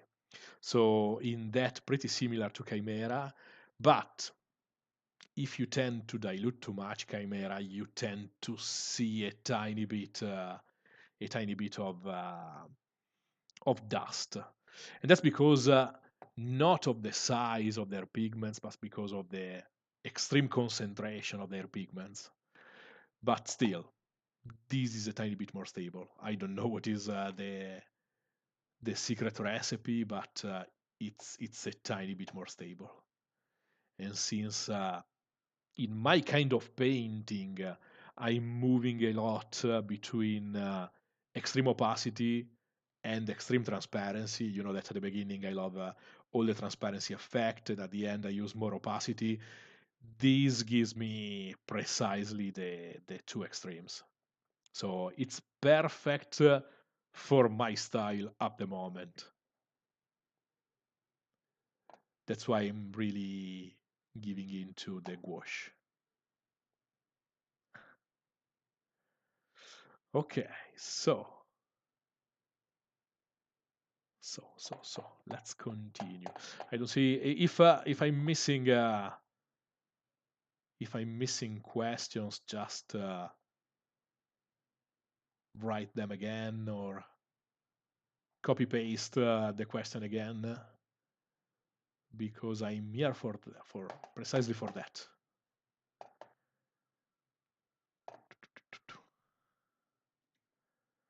Okay. Yeah, I'm using a bottle.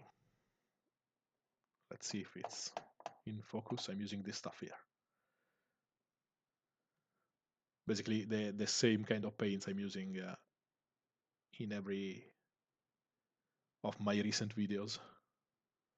Liquitex Acrylic Gouache. If you are in the shop, pay attention to the label because they are using the same packaging for the soft acrylic. I think the label is just slightly different. So if you're looking precisely for this, check that you are buying acrylic gouache. And they are mostly opaque tones. There are some few transparent tubes, but yeah, I bought mostly, not mostly, the full range, but without the transparent tones or semi-transparent. There are just a few, except for the fluo tones. The fluo are semi-opaque or semi-transparent, semi-opaque. But yeah, you have to accept that fluorescent paint is always kind of less covering. But I went for this because of for this brand for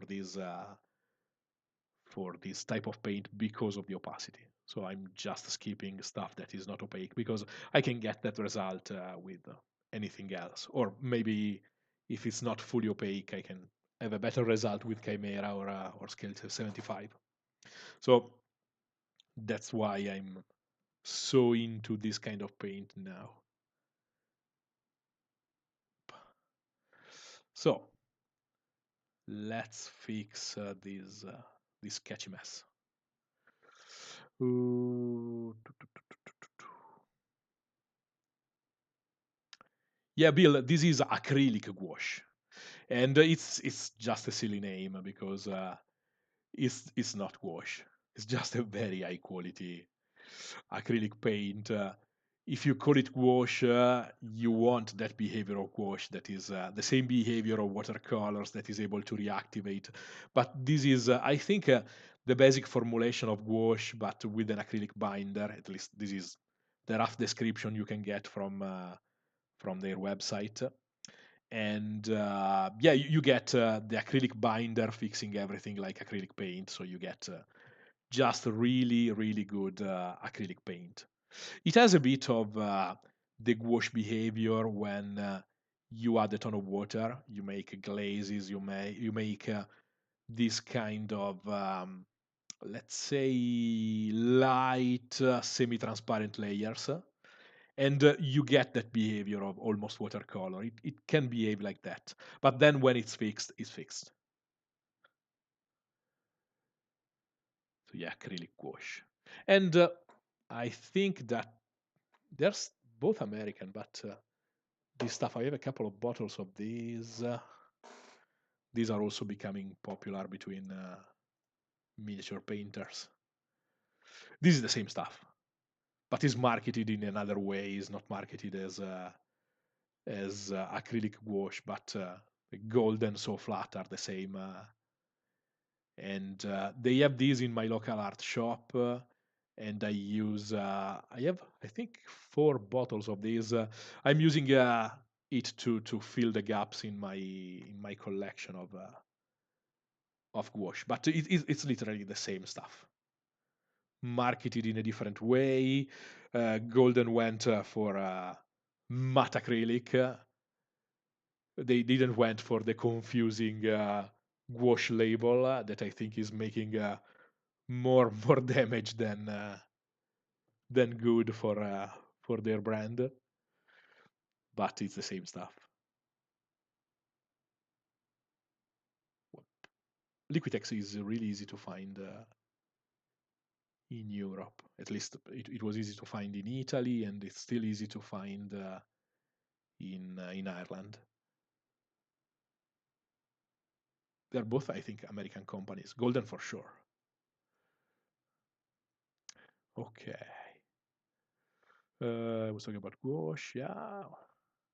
The camera, my camera is a. I'm really bad with the stuff. A Canon EOS M50.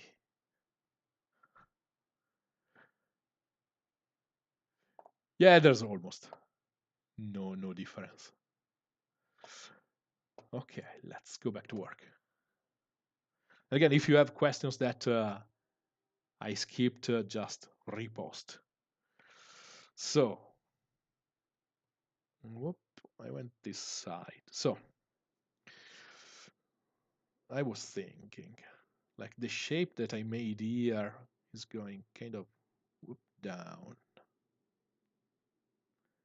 This kind of contrasting with the shape here, but I like it. And is more in line with this kind of behavior because that's my rim for this side. So I think that going a bit up is better than going down. But I can probably obtain both if I enlarge a bit the shape, just making it larger because I went, see,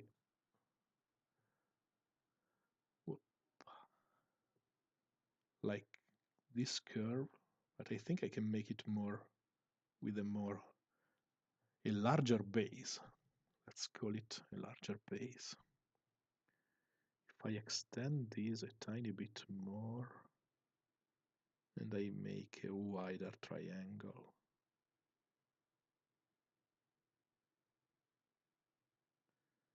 it can be better.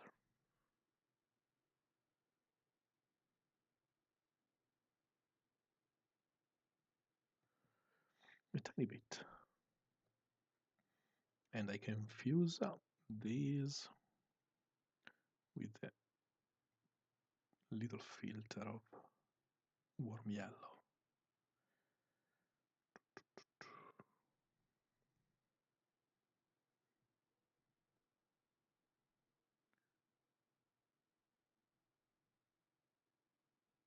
So I can soften a bit the edges.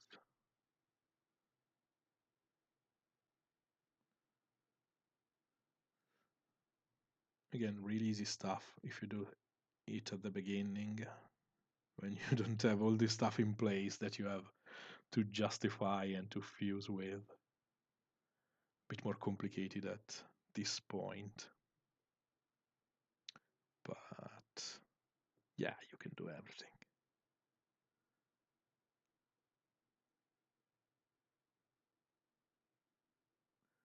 Down with the yellow, I want a stronger separation on top, so it's not a problem here. But here I want, since it's facing downwards, I want the yellow to extend a bit more and to touch these bluish reflections becoming a bit more greenish. I think it's a bit more natural this way. While here on top, I like that it's standing by itself in the middle. Yeah, much better. I can also soften up a bit the edge here, but just going into very dark blue with a bit of this. I think you never saw this level of pickiness from me on the channel. But yeah, when I'm working on this kind of stuff, I'm super picky.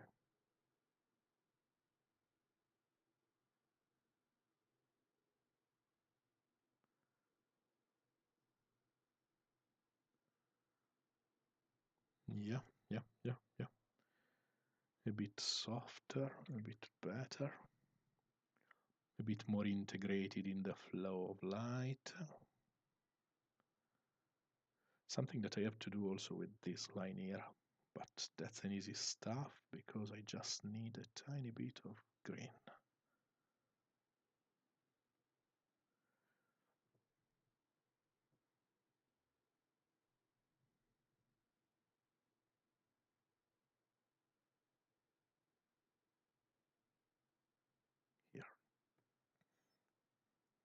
bit softer. Still a light, but coming out from a bit more of the shadows. At this point I can create a bit of difference between the planes, since I'm introducing the idea that they are separated in a kind of a geometric way. I can play a bit more freely with the single planes. And there's kind of an edge missing down here.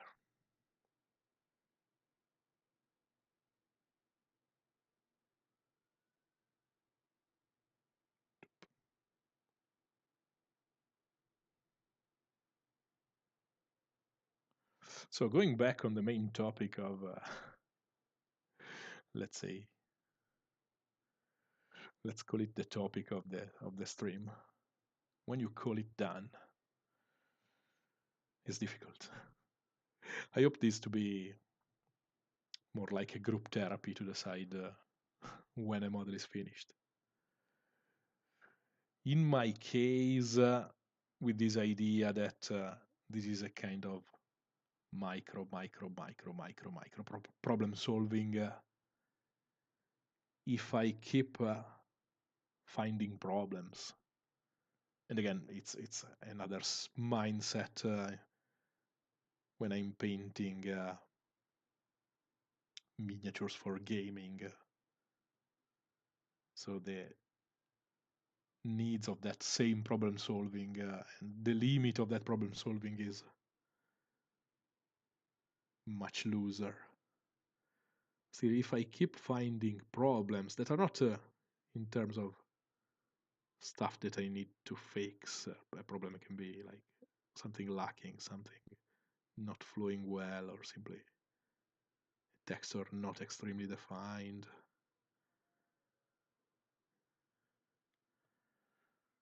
If I have an answer for that problem, I try to put it in place.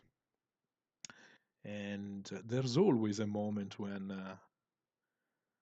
you realize that you are not solving anything.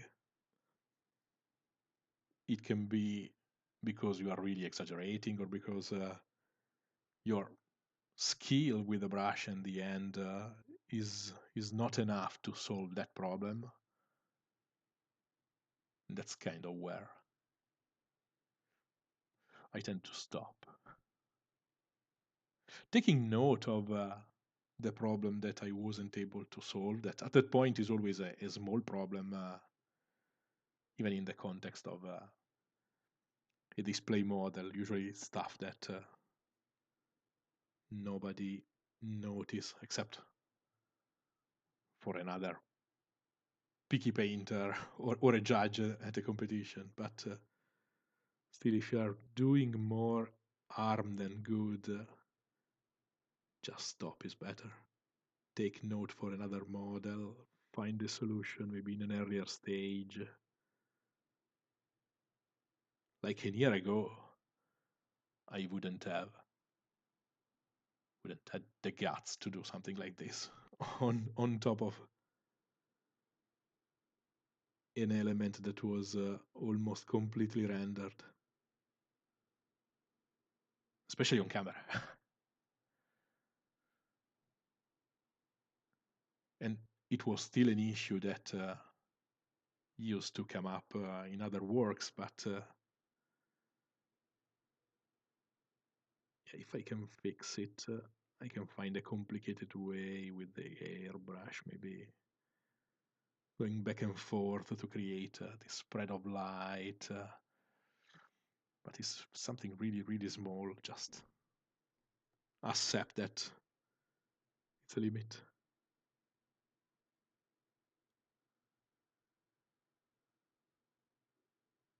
In the precise moment where I start noticing that my brushstrokes are not solving but are creating new problems, that's when I know that that is done. If I'm still improving stuff, even if it's small, I keep going.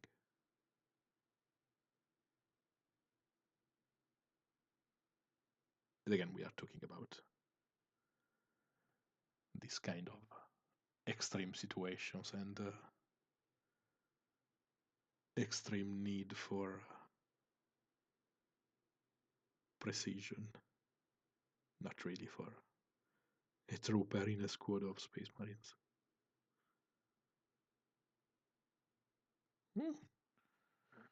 Mm, Not so bad. Like, I don't like how strong is the part going down, but I like how strong is the part going up. I think that I have, since now I have this vertical line, I can soften a bit the horizontal line. Because, yeah, it's in the line of this, my blue light here. Doesn't really have, maybe it can be there, but should be softer. Because I don't want this secondary light to go much farther, because it's secondary, so I want to keep it lower than this one. So in the balance should be, this is the strongest, secondary, tertiary. So I have to tone down the horizontal line. Yeah. Maybe leaving just a bling of light in the middle, because at this point we are creating the illusion of the breastplate doing like this and this. So four planes, four geometric planes folded to create the compound curve. But yeah, we are almost there. Probably making these a tiny bit darker. We'll see. We'll see, we'll see, we'll see. We touched the 2 hours, so I think I want to wrap working on these because, yeah, the model seems really rich and complex, but when you take it in perspective, you have mass of air, mass of wings, armor. Everything else is really, really simple. So when you get a taste of these main elements, yeah, the skin in this case is not so important. It is really contained because you have hands and the face, and in this kind of light is even less meaningful. But yeah, these are definitely the main bits of the model. Okay, so let's soften up a bit these, and I can use this green blue, almost pure, with a tiny bit of this just to break more the value than anything else. And yeah, this is all glazing. In this case, I'm playing even safer. I used a tiny bit of medium and retarder to make it even more transparent, because I'm working on shape drawn on top of stuff that was already good as it was, so I don't want to lose anything. I prefer to give 3-4 more brush strokes than recreating this line from scratch, moving even more stuff. Yeah, because this is a plane facing down, so I have in proportion more light. And I have to integrate everything with the line texture. If this was simply smooth, was even easier. You can use the airbrush to do that, or a mop glaze to just bring everything down. In this case, it's a tiny bit more complicated.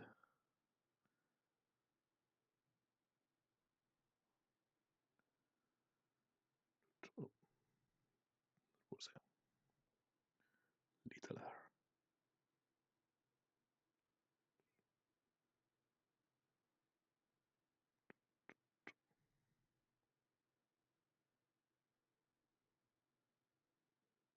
Isolating this a bit more. This is a tiny bit too light, but easy to fix.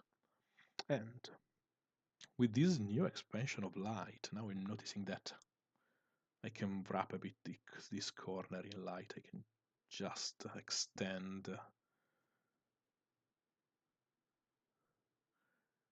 and you see that idea that everything is a consequence of something else.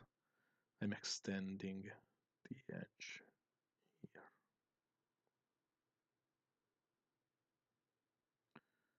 To go to the corner, I can probably use something that's a tiny bit lighter. No pure white.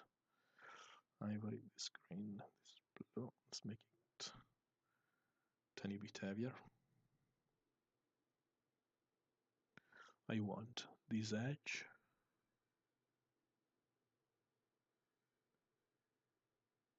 to go a bit farther in blue-white and then cross the line a tiny bit, like to represent a bit of bleeding light, just moving around. I think that really improved the look of the upper half. And I probably add the germ of an extra light, can connect these two a bit better.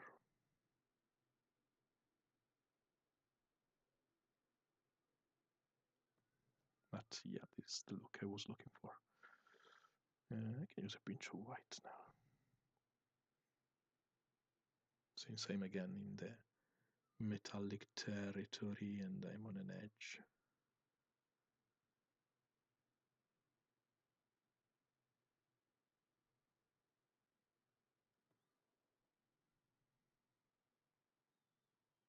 Slowly. But it's definitely something new there. Yeah, like from this side, that's working really well. This on top. This line. I have to do some adjustments on this other side. But this side, yeah, I really like. And there's still the separation between wings and breastplate. And I think that I can push a bit this light, softening the edge. Like when you're painting light, something like this is never really working if you don't have literally two panels meeting in a 90 degrees angles. 90 degrees angle. In that case, there's always a movement of the light that is creating kind of a curve. So I'll soften up that to make it more gentle and more appropriate for the ideal shape that I have there. And with that, I'm probably really on the right track.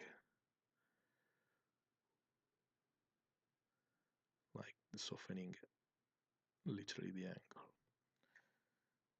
And so my first temptation was to just connect them, but you have to remember that everything has this super fine texture of lines. So I don't have to lose that. So it would be with smaller lines connecting the two.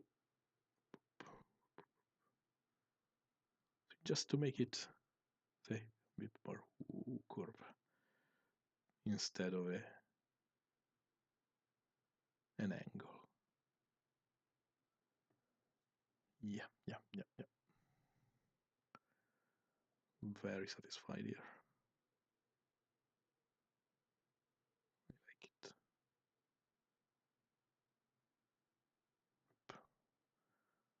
Going up. Yeah, that's light. And I'll do the same in the lower part. Still have to solve the connection between the orange and this blue light. But yeah, I don't care. I'm so happy with this upper part. I can use the same tone. Going down. No, I definitely need something more greenish.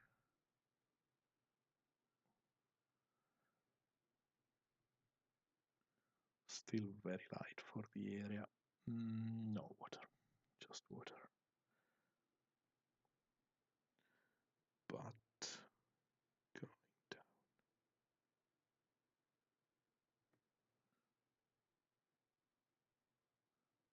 I weren't leaving anything.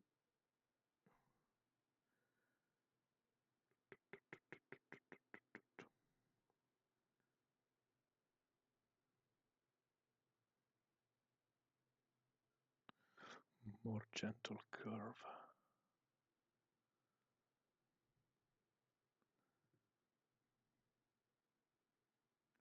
Should go a bit down.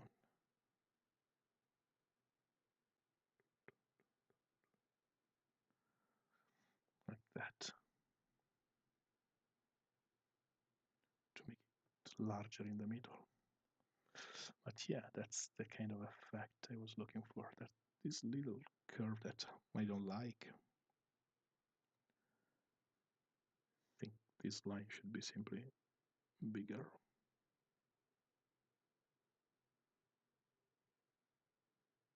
So while leaving that empty space. Yeah.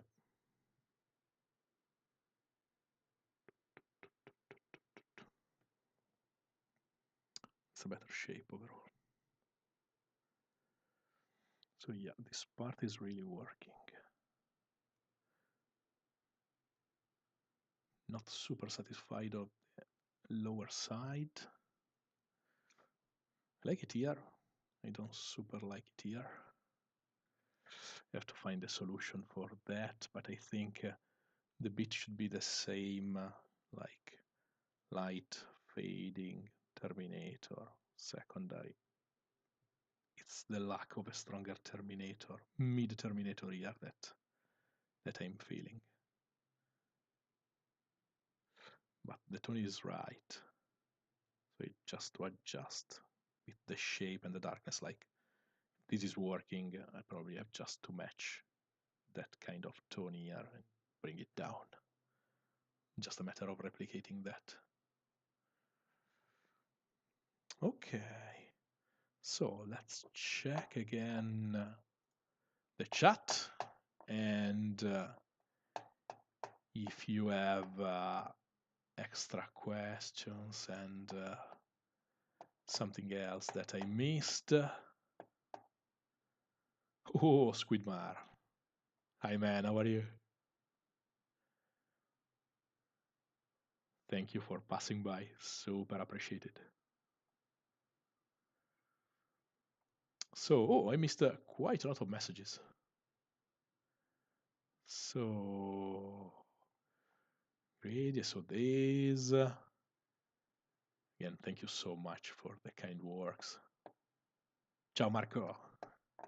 Have a nice evening and a great weekend.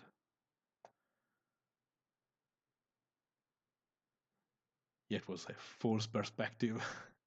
It's easy. Yeah, there's a lot of optical tricks in this space. What stage do you have small scratches textures when OSL paint job like this? Max, nice question. What stage do you add small scratches textured when OSL like this? Textures, I try to add them from the beginning, like the idea of the stretched metal that all around, like it's probably difficult to see. Let's see with the zoom in, but it's everywhere, and that's.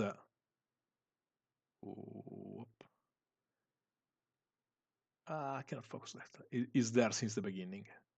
All the metal is full of lines. So that kind of textures is better to introduce them since the beginning in the movement of your brush. Just state that every single brush stroke on that area, on that material, will be that kind of brush stroke, and you get this kind of differentiation between. You immediately see that the rendering of the metal is different from the rendering of the wings. And that kind of I cannot even call it a proper texture. It's just like the material itself. If for textures you mean scratches and uh, little damages, battle damages, I tend to do it almost at the end. Because in that case, I have all the lights in place, and the only thing I have to do is to match the relative content of each part. So if I'm adding an example, a scratch here, I know the maximum intensity of light that I have to match compared to this one, or the tone of that light. So I wait until the end to have the information of that macro area, micro area, that precise bit of the armor, and then I add a scratch on top. So that will be the last part. And since there's a bit of battle damages in the sculpt, like there are little bumps on the armor, I want to add scratches because it's there. It's supposed to. He suggested to give her some battle damage, so I lean into that, but at the end, at the very end. And to add the secondary reflection of the golden trim over the steel to make it all the match. Yeah, Natalia, great question. Yeah, this will extend also here. So also on the trim and this lower part of the trim, I have already, with this kind of green reflection coming from below, a bit of that. So yeah, it has to be matched by the trim. It can be a bit out of placement because it's a different material. You can have kind of an extra hit with the hammer, creating a different kind of wave in the metal, but there will be a little line in that place. Like the trim in the upper part is like coming a bit up. It has a tiny bit of a curve going up. So yeah, I'll probably go with something a tiny bit of an angle going up, but connecting it on the same spot of this reflection. Because yeah, light is moving as a wave, so you see it like here, they're the same wave. Here I try to connect these two elements that are independent elements, so they can have a bit of movement between them, but still that you need continuity. Yeah, fixing mistakes is or that's not even fixing mistakes, it's just adding stuff on stuff that you rendered a bit too much. That's an annoying part, the annoying part. Eh, yeah, that's the only, I think, the only downside of Chimera, because of that extreme content of pigments. You arrive sooner or later to a breaking point, and you can totally compensate with medium, with a bit of retarder to extend the drying time, then the medium to balance the pigments. But yeah, if you find something like this that doesn't need to do that, even at the end, yeah, even better. But even if they have this extreme saturation on the palette, they tend to dry, especially the mixes, like every mix, like every miniature painting paint that is an undefined mix, you always lose a tiny bit of saturation. Yeah, yeah, golden is totally US. They are the the best for any kind of acrylic. Ooh, I for Thailand. That's exotic. Yeah, great stuff. Thank you so much. Thank you so much. Checking for questions again. Squid Marseille, hello.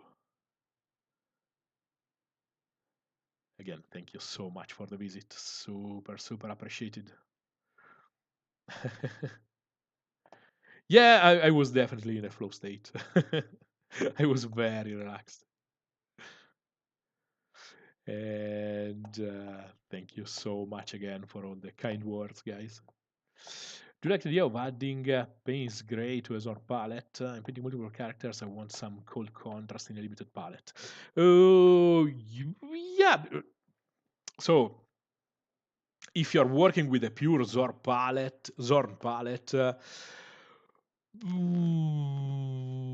if you want to lean into a cold tone, I would go with a strong separation because in the Zorn palette, you assume that the cold contribute will come from the black. So if you want to go subtle and you are going with Payne's Gray to have that kind of bluish contribute, you are not obtaining much more than what black is already doing. So go with the proper blue.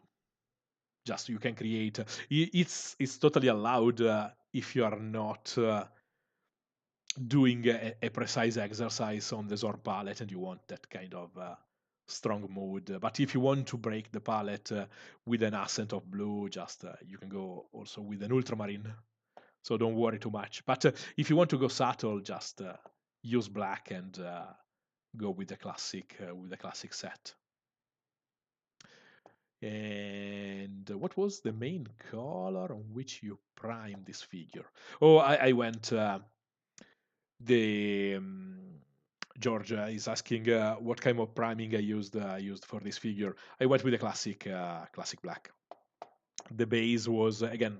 I wanted to use to just stay in my comfort zone because it's a complicated piece. There's a lot of stuff going on, so my basic process is really my comfort zone basic process. Black primer, black and white sketch, understanding the lights.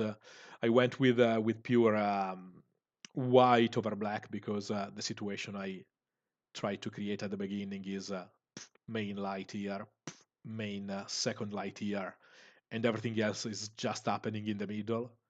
So no gray, even if the model is big, even if there's a lot of stuff moving around. Then everything else in the middle is added with a brush. So just black and white to start with. A quick round of soft inks. And for soft, I mean that I added a tiny bit of thinner because, again, I was playing safe. I didn't want to risk anything.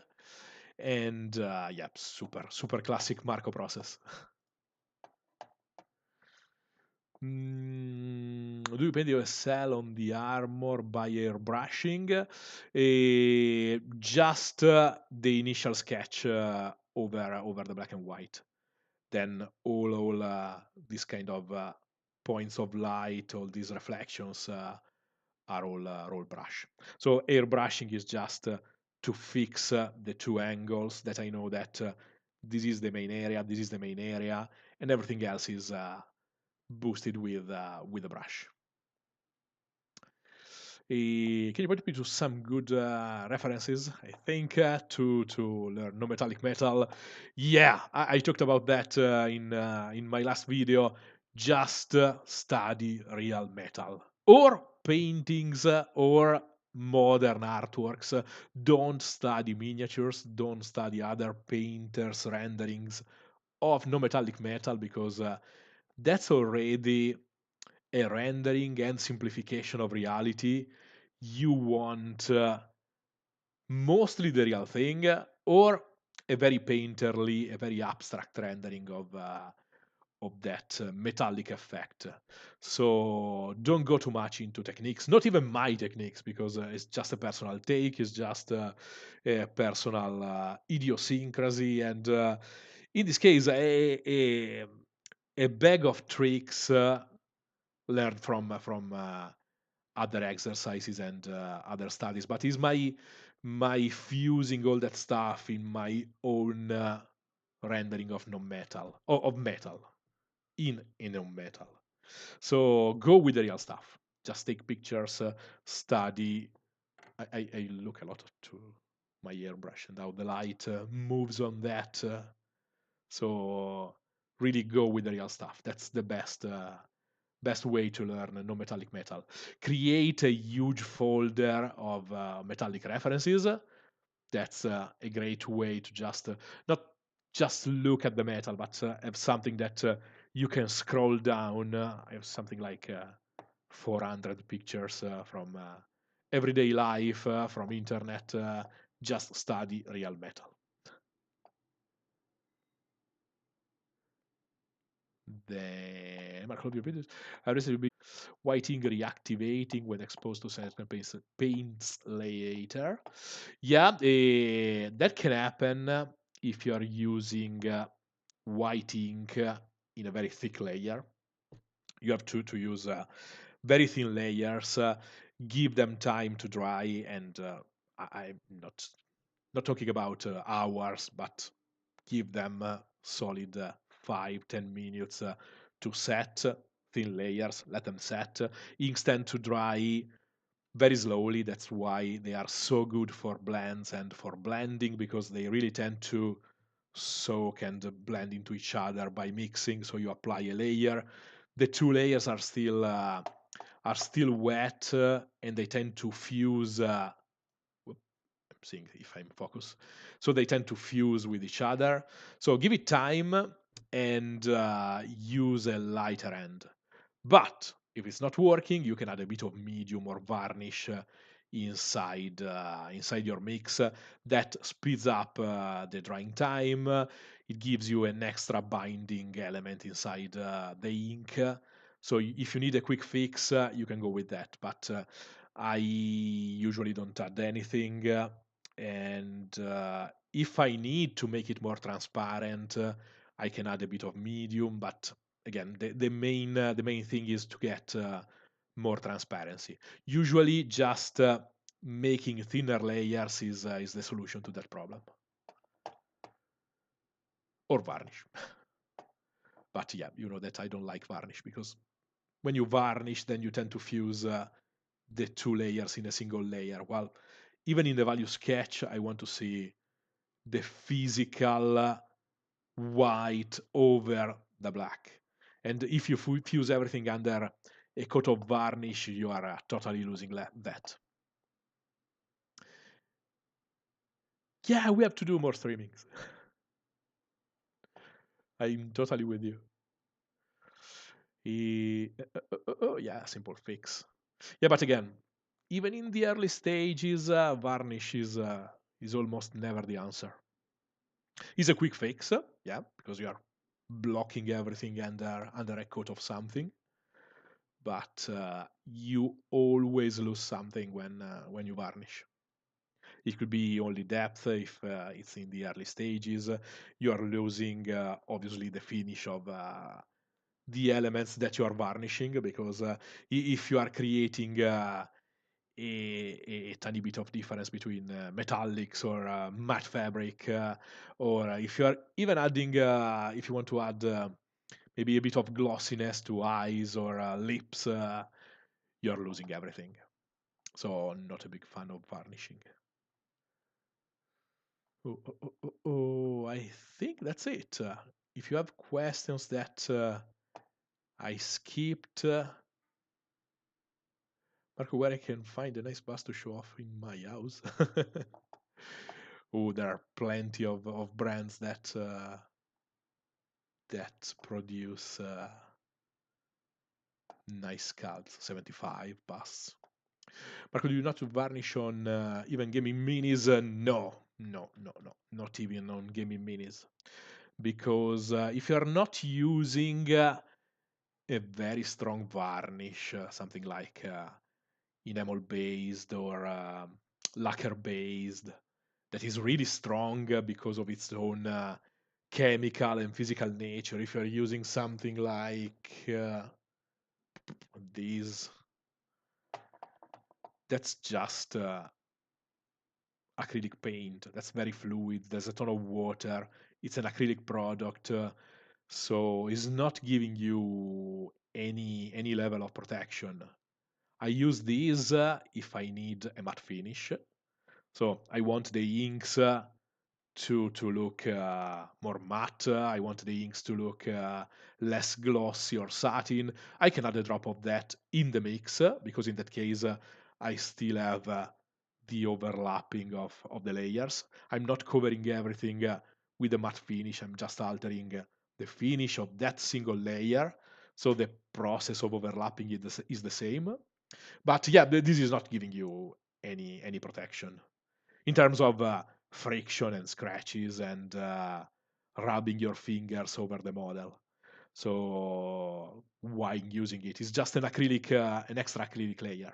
And if you're going with stuff that is really protective, usually is thick, is heavy, as it has his own finish. So yeah, you don't really need that. It's something that you really needed like 15 years ago when the modeling paint was really crappy, and so was the technology of the paint wasn't so good. So you needed to protect the models because it was brittle in thick layers. It was weak in grabbing the figure, and it's a residue of us painting not metallic. It's starting to be late. Metal models. So on metal, that kind of wrapping around can be useful, but on plastic with modern paints, you don't need anything else.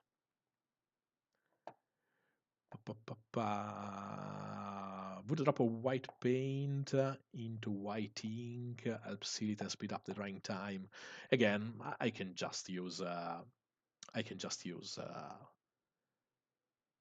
thinner paint, thinner layers. Just go with light applications. You don't need to speed up the drying time. Yeah, probably adding an acrylic binder from another acrylic paint will do the same thing of adding pure medium or a bit of varnish, but you don't really need that. And why do you tend to lean towards cadmium paints? Pigments, they are more expensive, but what do they offer? Cadmium pigments, especially in oils, all this kind of, and I'll show you, this line is all cadmium free.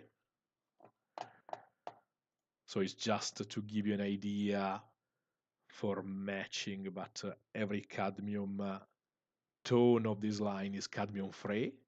But in oil paints, where you still have the proper cadmium pigments, you get extra opacity and extra saturation. The tones are simply more beautiful to to see, and they have a stronger covering power. Something like cadmium yellow in oils is crazily opaque. Is literally a blanket on top of the area you're painting. It's that kind of opaque. So crazy opacity and crazy saturation.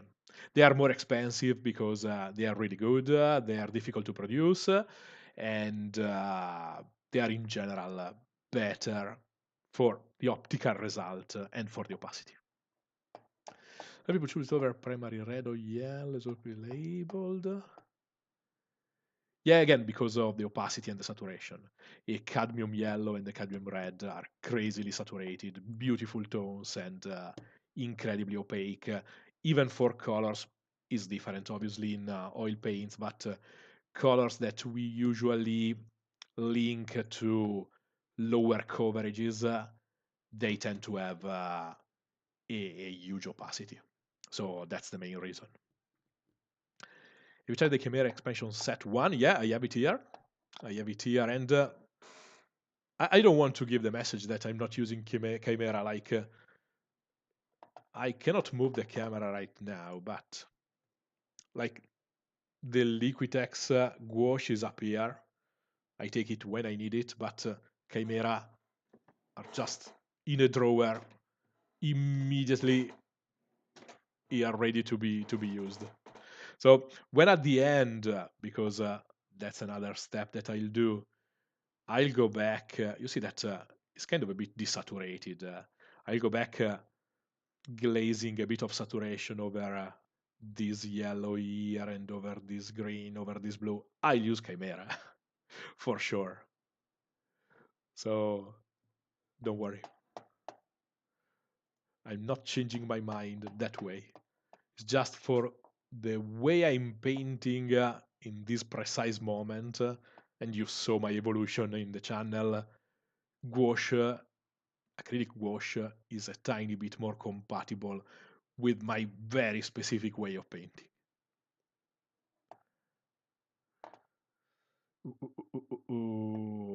Do you have a medium? Okay, to suggest. Sure. Well, let's say that every acrylic medium is almost more or less the same. Is literally more or less the same. You can choose a medium over another, mostly based on the consistency of that medium.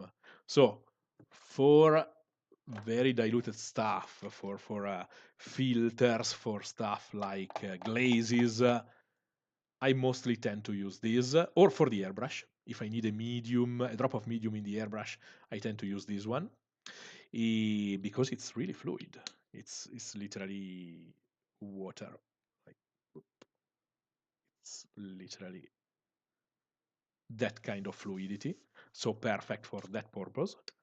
And for the brush, I tend to use this one, but don't go crazy trying to find something difficult or complicated like this one, because I noticed that is almost impossible to find. This is just matte medium with a bit of matte varnish, and I use this because I tend to use a lot of different brands and different paints. So having something that has a tiny bit of matte varnish inside tends to uniform my finishes. So if I do a work using a contrast, then I boost the saturation using an ink. So I have a satin finish, then I have a glossy finish, and I go on top like I'm doing with this that is super matte. You understand that I'm doing a mess in terms of the different finishes giving different information. I can plan this stuff to give specific sensations like the deeper shadows or the sheen on metal, but again, I need something to uniform that stuff. So if I use a medium that uniform everything at the same level is really useful. But before having access to this, that's kind of again the perfect product for the super specific way I'm painting. I used to do my own using matte medium. I think it was the Winsor & Newton Galleria with a bit of this matte varnish inside. So you can totally mix your own to satisfy even this kind of super specific and complicated kind of needs. But most of the time, a simple matte medium, again, like Galleria, the one from Golden, they're all the same. They're just medium. The little difference is mostly because of the consistency. And again, this is this is stealing money because it's the same kind of heavy body medium with a bit of water. Then yeah, it's pre-made. I can get it for dimes. So yeah, why not? It's a nice bottle. So happy user of the Artis range. Yeah. What thinner do you suggest for airbrush? Ooh, okay. Would water work fine with them? Yeah, but you can also use probably a bit of proper airbrush thinner just to break that extreme heavy body of the artist range. So they are so creamy, so solid that adding a bit of alcohol inside that mix will help just break the structure. Ooh, John. Hi man, how are you? Thanks a million for passing by. It's Marco. Is Lamia medium really different to glaze medium? Is medium. It's just very expensive medium. and it's too expensive. So it's not so different. I think it's a tiny bit. I don't have it, so I cannot really. But the last time I saw it, I think it's a tiny bit more dense than something like this. But then you can add water and thin it down. So yeah. So Lamia Medium is not bad by itself, but it's too expensive for a bottle that is probably like like I'm using this super old glaze. What is 12 milliliters? So way too expensive for this kind of medium. If you buy something like the bottle of Galleria Winsor Newton Galleria medium, I think it's €5 for like a jar. So that's mostly why I suggest to go with an art store kind of medium. How does Artist Colors? The Scale 75 Artist to Acrylic Gouache or Golden Flow? Nice question. The Golden High Flow, they are just much more watery. They are much more fluid. They tend to be better for the airbrush. I have the High Flow. So High Flow definitely not in the same ballpark. The Flow, what's their name? I think I have only one of those somewhere. I didn't really use the mid density between these and the heavy body, so I cannot really give you an answer between those. But Scale 75 compared to Gouache is pretty similar. It's probably more similar to Gouache than Chimera, especially for the kind of coverage and I think consistency. Yeah, consistency for sure.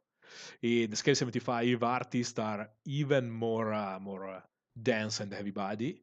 They are they are more similar to a proper heavy body like this one, like heavy body, but they have much more covering power. So let's say that you have Scale 75 here in the middle. You have this consistency that is much heavier than this one, but you have a coverage that is more similar to this one. So in this between, again, you can see for my kind of painting that I'm leaning more into this because it's a consistency that is immediately more manageable.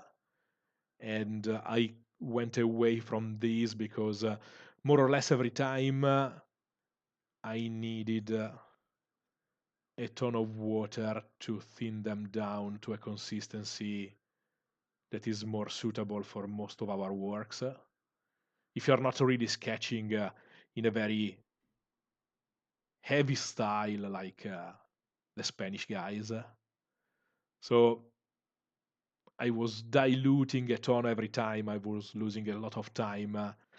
And yeah, but it wasn't worthy spending this kind of money for extra work. And the coverage is not incredible.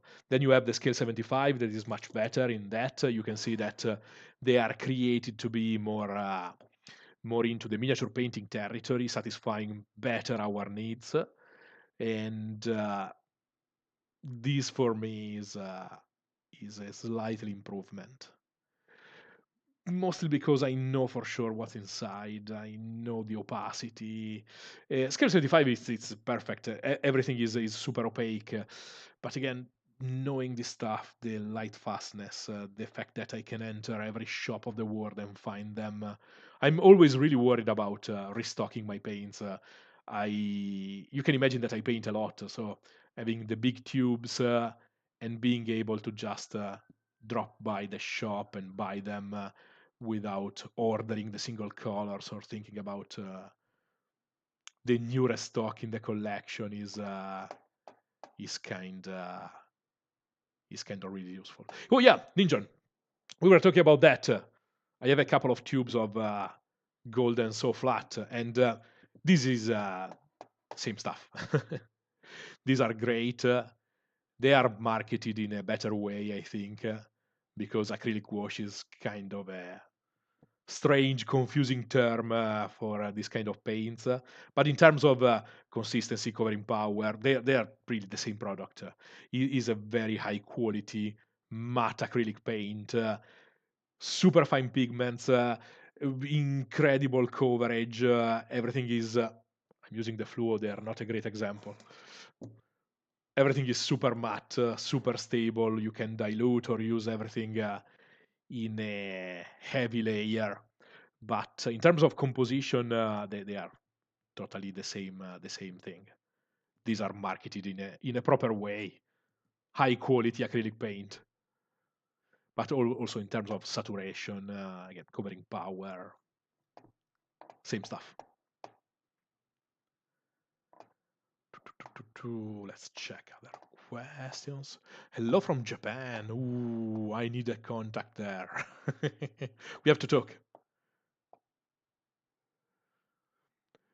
And thank you so much for passing by. And again, I saw your video about Golden, and yeah, they're really great. I'm using them because my local shop is not stocking them really well. These are easier to find and stock. But I bought the tones that I wasn't able to find of this line that is a bit more mainstream in my area. So I love Bertamber, and it was one of the first tones that I added to my collections. Oh, and I think this line is missing a really strong red. The so flat from the so flat Puro red is my favorite red ever. Like every single color of this line, I love it. But this red here, this is crazy. This is totally crazy.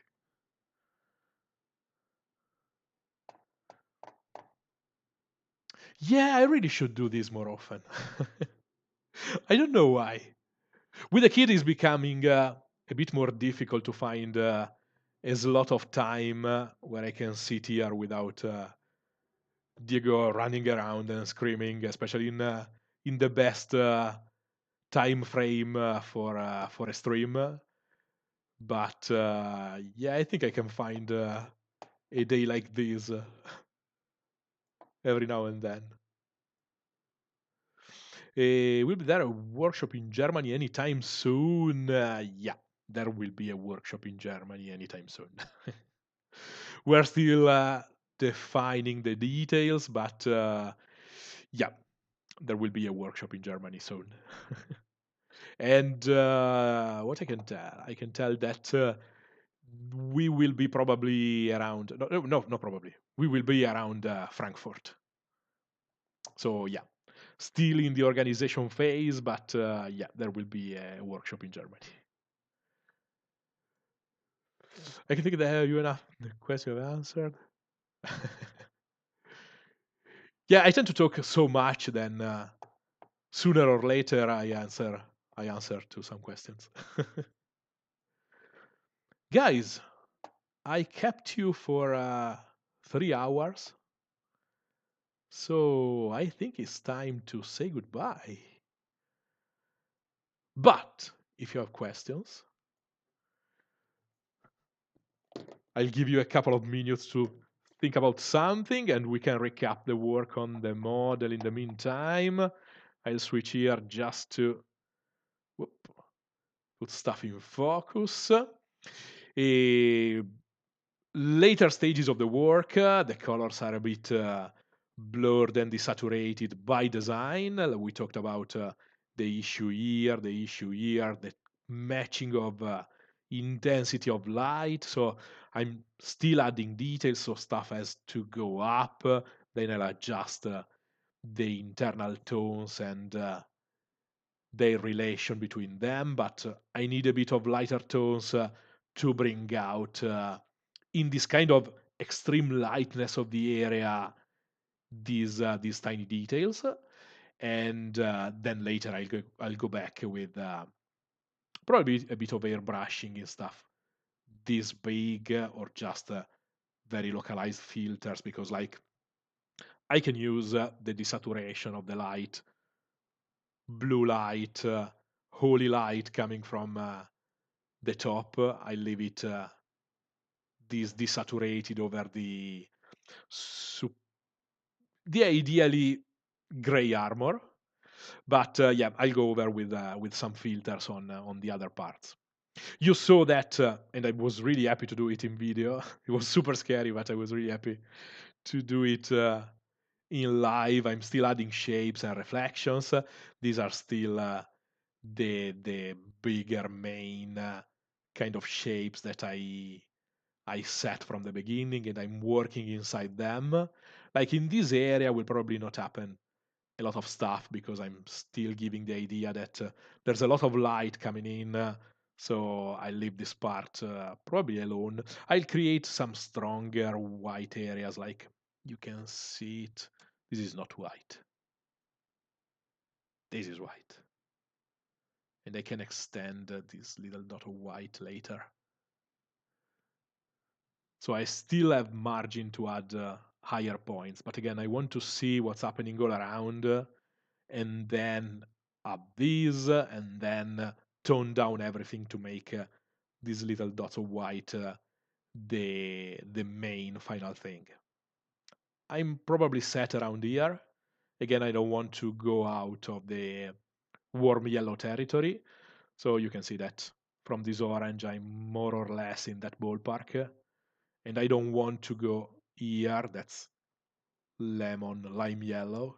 I want to stay here, and I'm more or less already there. So work here will be super quickly. Maybe another little dot of yellowish beige light on the hair, just to separate even more from the reflection on the jaw, and these little dots on the nose, lower lips, and little elements. But these will be, again, my main point, and everything else will be secondary to that.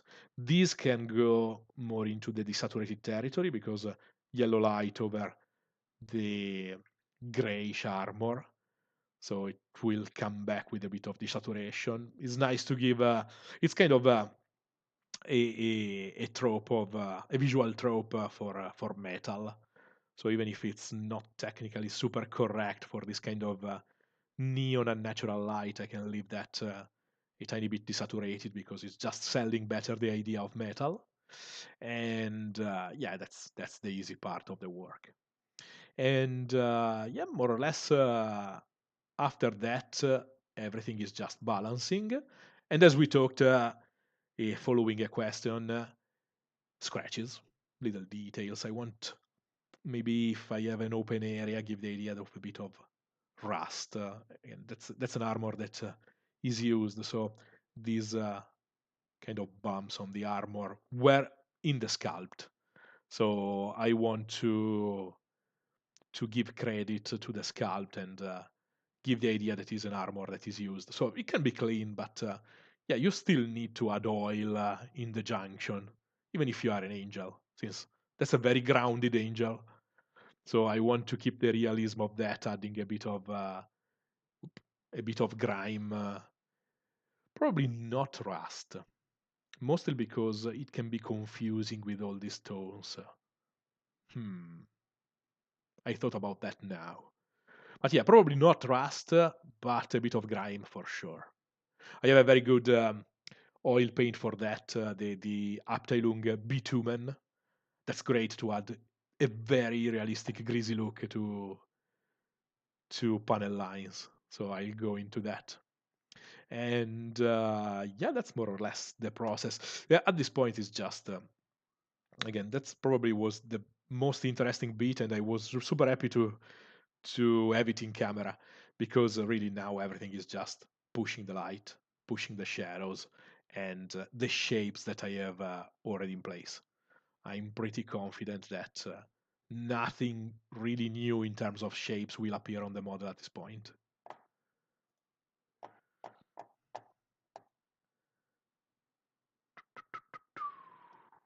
Ooh. So you had questions. What is your home shop? I usually go to Evans or now there's a different name, Universal Supplies, old Kennedy's Art in Dublin. And you can share on the workshop in Denmark. I can share something about the workshop in Denmark. It will happen almost for sure. Not almost for sure. It will happen for sure in October, probably the first weekend. But we have to confirm the date. It could be the first weekend or the last one. I think that organizing the issue is that we forgot about the Warhammer event, the Warhammer Games Day. I don't know how it's called now. But yeah, we forgot that will probably attract a lot of people. So we are working around that date that I think is not out yet, but yeah, probably Copenhagen, first weekend of October. And more details soon. The next workshop will be in Dublin, first weekend of August, and it will be the first run, the first try of the new workshop about oil paints. So that's why I'm saving oil paints in the videos, because I'm doing a lot of practice in terms of how to handle the timing in the workshop. I'm working a lot with oils off screen because I want to really sharpen my act before the workshop. And then will be all about oils. Yeah, Italy is tricky. Italy is tricky because when I come to Italy is to visit friends and family. So adding the workshops, it's a bit tricky in terms of schedule because you have to manage how much time I will be away from the painting table. But yeah, Italy would be super easy in terms of organization. And the base for Italy it will probably be Ancona in my old gaming club. So if I'm organizing something in the next future in Italy, it will be in Ancona.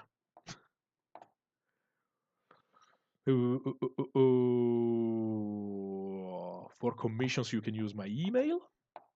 I'm not super open if it's not a single model, but yeah, email you can find it in under every video in the YouTube page on Facebook. Just send me an email, and if it's a single model, something really small, it's something that I can do at the moment. But thank you so much for thinking about a commission. Super appreciated. Will you upload? No, I lost the question. Oh, I lost the question. It was here. Can I reach to you? What is your best tip to make blending colors to create that smooth transition? Where to use a mother color makes it better?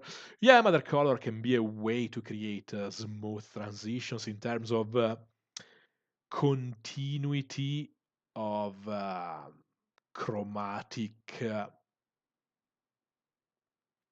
chromatic nature. Let's say it like this. But yeah, the idea of chromatic color is that the mother color is just you're working with an environmental palette. You're working inside a warm summer setting. So your mother color will be that orangey yellow tone from the sun, fusing everything. There's a fly. Fusing everything inside the tones. And it's something that I did on the palette. Like I did it I made it tonight, like when I was mixing the tone for the hair. So my mother color was the skin tone. That is my simplification for the tone of the blonde hair. And then I added the environmental sensation of yellow. So that's in that case my mother color. And the fluidity of that tone is coming because this was my base tone or my mother color for that area. Adding it inside the orangey yellow, I'm making the continuity. But it's the concept is much simpler to understand and to explain. But the mother color, yeah, it's an old concept that's always valid. If you have the environmental sensation, or you have an area with a strong local nature, you can add that tone in every single one of your mixes to create the continuity with the rest of the tones. So yeah, don't worry. That's super simple. You will upload this stream to your channel, yeah, for sure. No, it's something that happens automatically. So after the end of the stream, YouTube will render this video for I think a couple of hours. Then will be a standard video in the scrolling of the videos.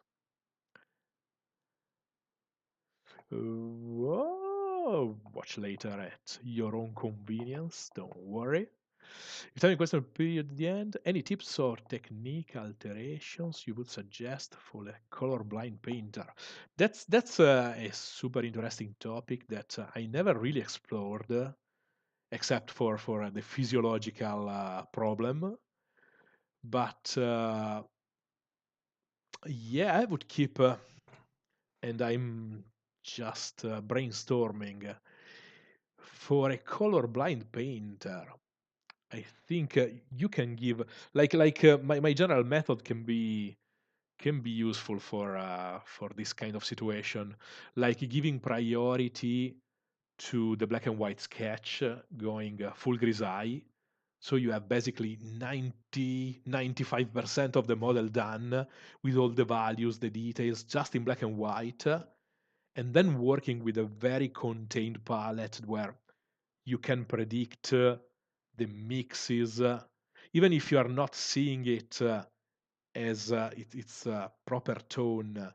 You know that that blue plus that yellow will give you that green.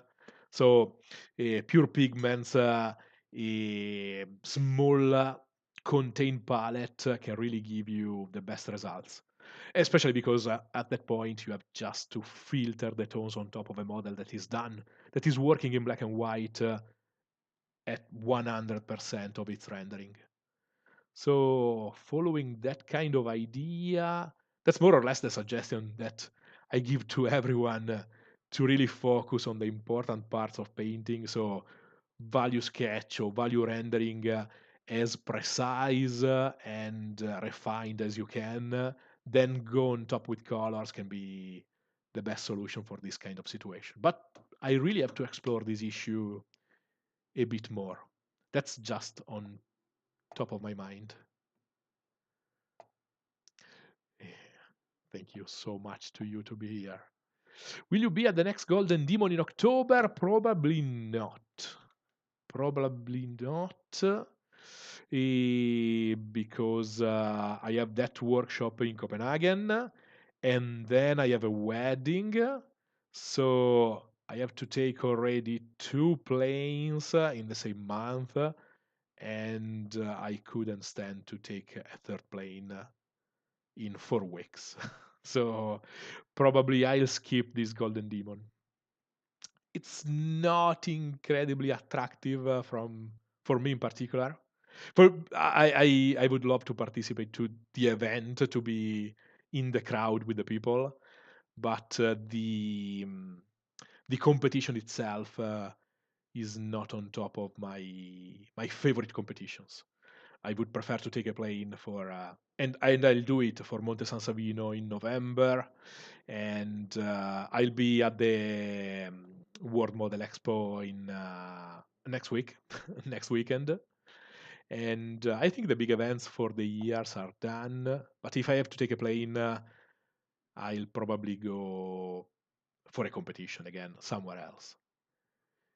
If October wasn't so crowded, I would have been there for just the party. Workshop in Denmark, we have almost a date. Germany is still to define. I think Germany will probably go between November or December if we tied up the dates.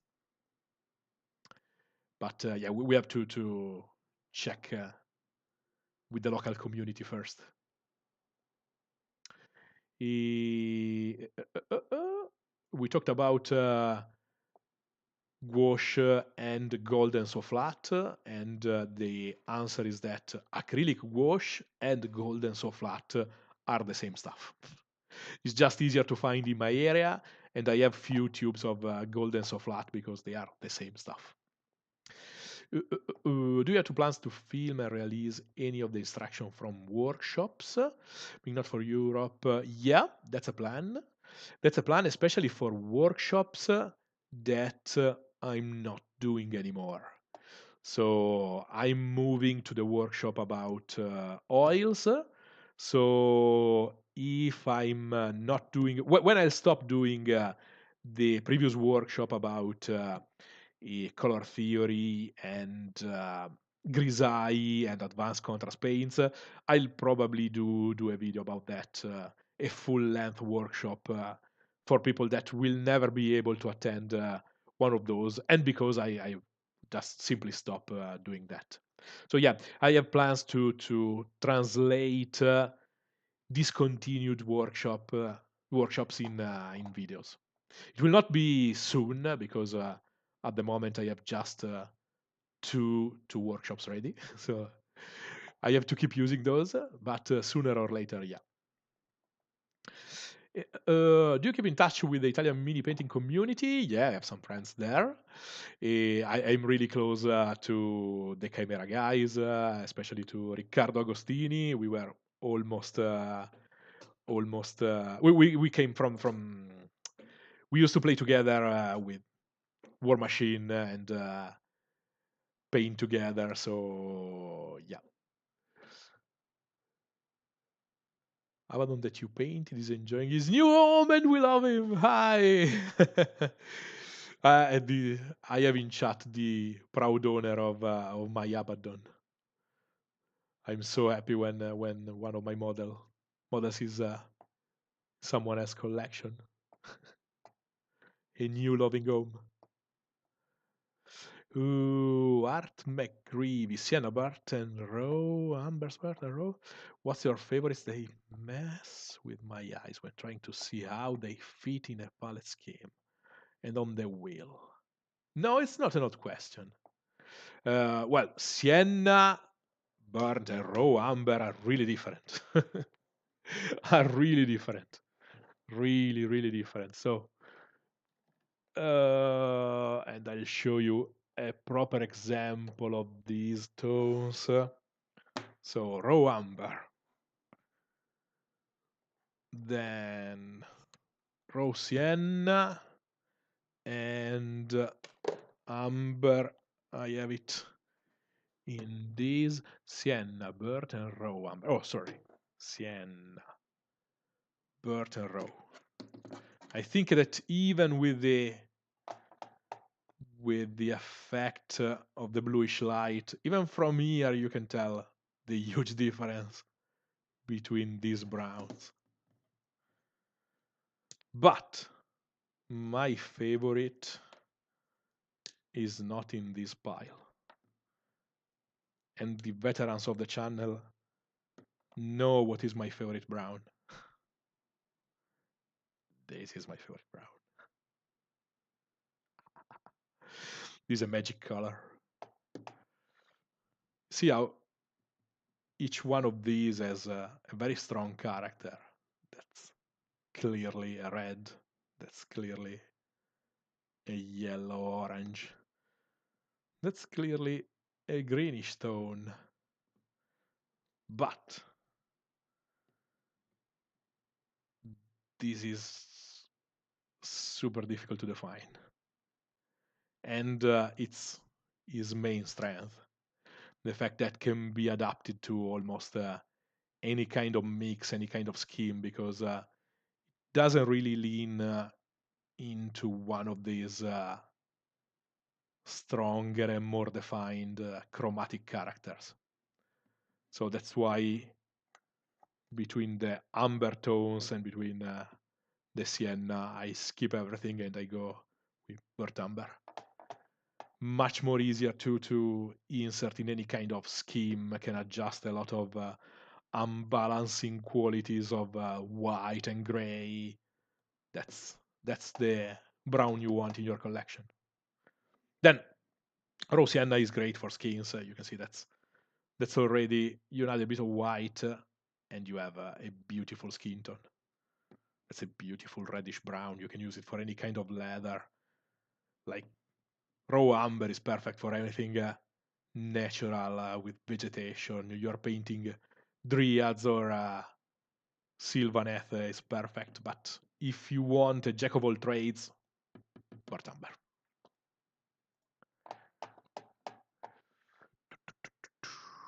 Questions.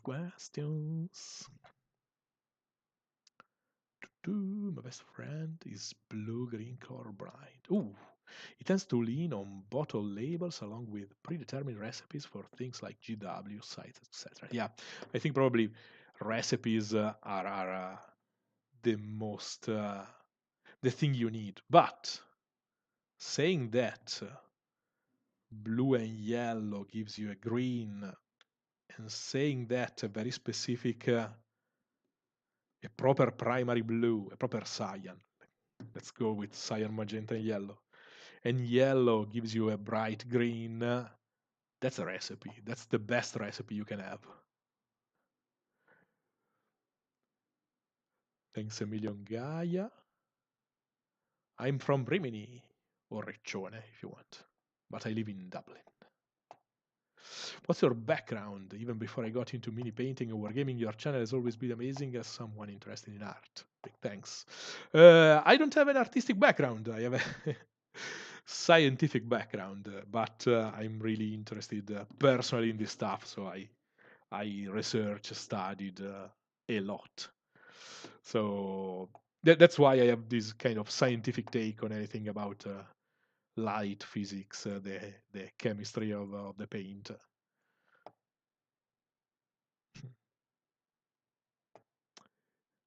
We have thought about doing a workshops. Should we have in the States? The States are complicated. I definitely need an event to justify the first travel, and I'm thinking to extend my stay maybe one of the next years after an Adepticon. That was my initial plan before the Crystal Brush became a Golden Demon. Crystal Brush was a very interesting kind of competition, great for exposure, great for the kind of contact with the community. So that's why I waited. Then the pandemic, obviously. But yeah, probably after an Adepticon, I can extend a bit the staying and do a couple of workshops in the state. Because when you stay 10, 8, 10 hours on a plane, you want to really justify the trouble. Where the workshop in Germany, in Frankfurt. But we still have to confirm everything in details. Are you planning any workshop in Spain? Not at the moment, but the workshops are just snowballing by themselves, and all this stuff about Denmark, Germany, and there's also Switzerland.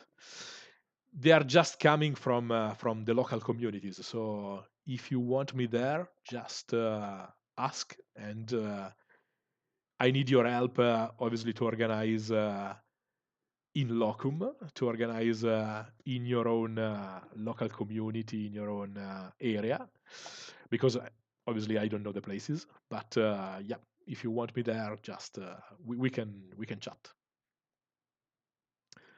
How have you been liking being a dad a lot? I love it.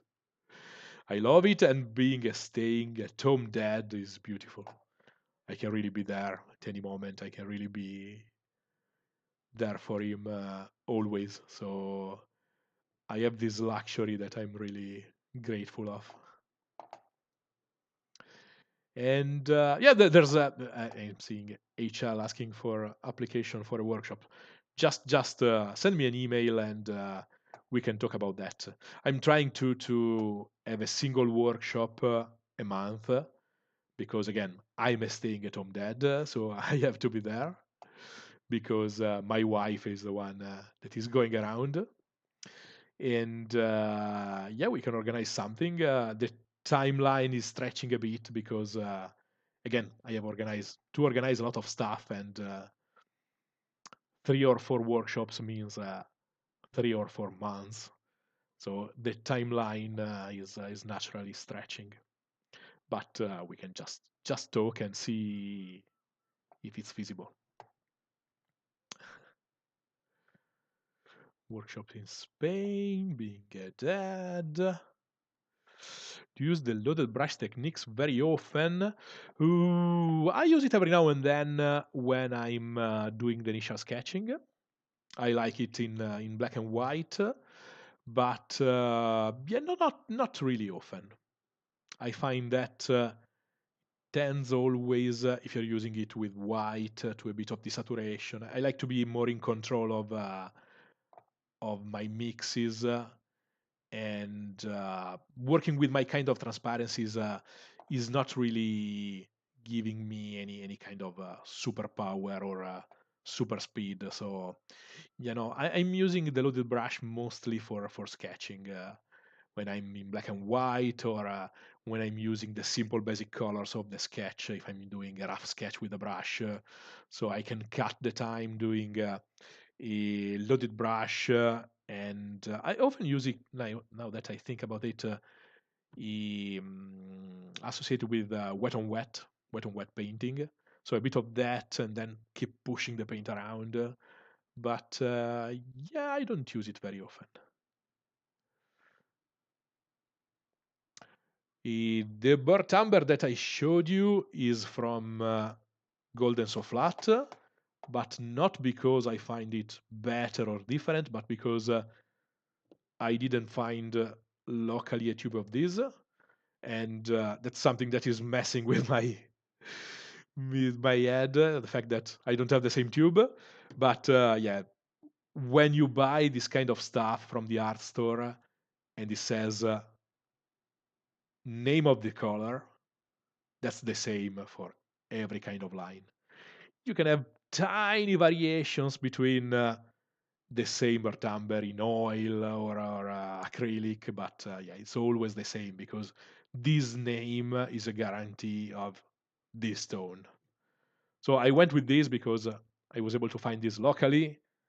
I wasn't able to find the same acrylic wash, but again, the content is the same. So since I cannot live without a burnt umber, I went with golden, even if it's messing with my shelf. This is from Copenhagen.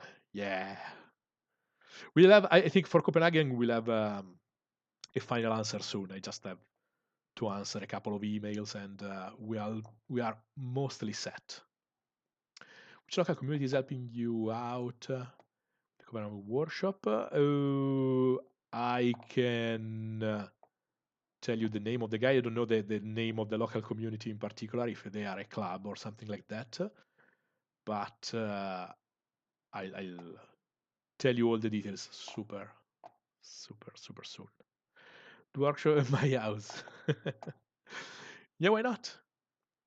I used to do this stuff online, but I'm not doing it anymore because I don't think I can deliver the same stuff. Well, I can deliver a lot of stuff like here in streaming, but yeah, I prefer to give the priority to the in-person stuff. The fact that in a workshop I tend to intervene a lot on your models, so you can bring home your stuff with my work on top. So you have a reference. You can really work with that. You can or simply keep it on the shelf, having a reference of a good painting. But yeah, in video I cannot do that.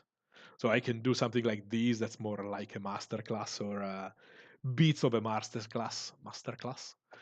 But yeah, I prefer to give the priority to the in person. Now that we can finally travel. Have you tried using traditional watercolors or non-acrylic gouache? If so, how did you find them? They are nice. You can do a lot of incredible effects with high quality watercolors and especially non-acrylic gouache, the classic gouache. But the fact that you have to seal everything after every stage is super annoying and is going against every my belief against varnishes. So it's really annoying, and you can do most of those effects diluting acrylic paint. So in my perspective, is not really useful. I really like traditional gouache, but again, this stuff is giving more or less the same behavior in the first application if you are adding water. So you can just keep the trouble of fixing everything under constant overlapped layers of varnish. Do you have any miniature painters or visual artists you look up for their skill? In YouTube states you seem to be someone many look up. And how do you stay so humble? I stay so humble because I know that I'm far from being the best painter around. There are literally monsters around. That's why even if I'm putting all myself on this model, I know that next week I will not win anything. I'm pretty sure that competing against those monsters, I will not able to win anything. So that's my fuel for being humble. And yeah, for visual artists to look up, there are many, really a lot. Like I'm really into like I don't like to take stuff from other miniature painters because I think especially after a certain level you can take the technique, but then you don't want to steal the style or copy the style because part is disrespectful for that other professional that if you are able to mimic you're basically stealing something from him or her and is not creative. So I tend to not look at other miniature painters both for techniques or tricks that are not really, oh, that's a nice trick with the airbrush or a nice trick with maybe a layer of dry brush or something like that. So yes, for the technique, but not for the visual style or rendering. And for that, I go into traditional painting and illustrations. So I have a ton of books of Frazetta, Patrick Jones. I have all the books of Magic the Gathering, ton of artists, all the guys from the fantasy and sci-fi environment condensed in a single book. One of the best references you can have. But yeah, if I have to choose a couple, Frazetta for sure, Patrick Jones for sure, and classic painters. I have a couple of books of Caravaggio, Raffaello, and yeah, you cannot really go into that ballpark. That's too much, but you can always aspire for the best. Then you'll always be you'll always be lower than that. So yeah, we try using water. Oh, that's that. What is gouache?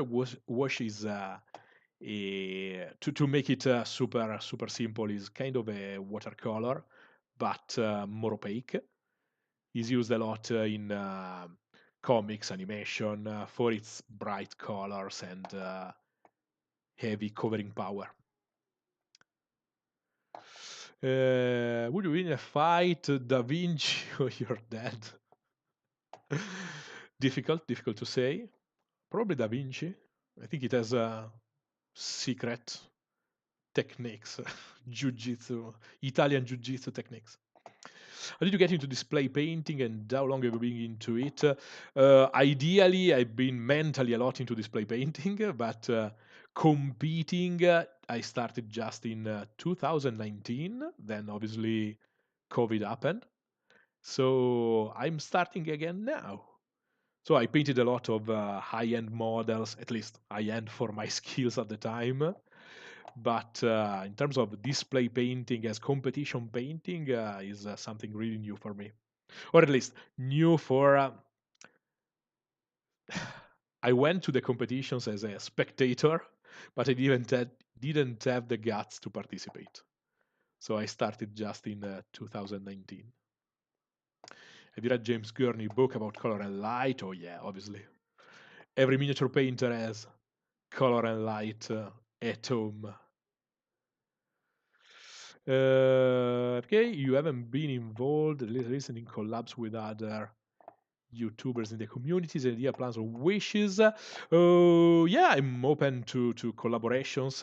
My schedule is always super tight, so I'm not the easiest to work with. But with a bit of planning, I'm super open about that. You see that I go a lot into technical stuff and techniques. So most of the time, probably I'm not a super good target for more entertaining stuff. But I'm really open to that. And as you see in the chat, Squidmar Ninjon came to say hello. We have Eons of Battle here. Eons of Battle. Those guys are great. Thank you so much for saying hello. Things before seeing them explained in a simple way on the channel. Would not have tried. Oh, okay. That's lovely. I really love to make this stuff, to open the gates to more advanced stuff that sometimes seems difficult, but if you explain it correctly, you can always find a way to make it easier to understand. If you can recommend one book for a painter that wants to get better, one single book. One single book. If I have to choose one single book, it will probably be Color and Light by Gurney. And I'm looking at my shelf here. If I have to choose a single book, then Arts Fundamental by 3D Publishing. It's really good, but it's a more general, broad sense. I think Color and Light it's the most efficient kind of tome where every single page is a treasure of information. So go with that if you have to choose a single book. Guys, I love you, Years of Battle. They are putting out videos so fast, and every single video is absolutely entertaining, really perfect. You guys are incredible. By Mohawk.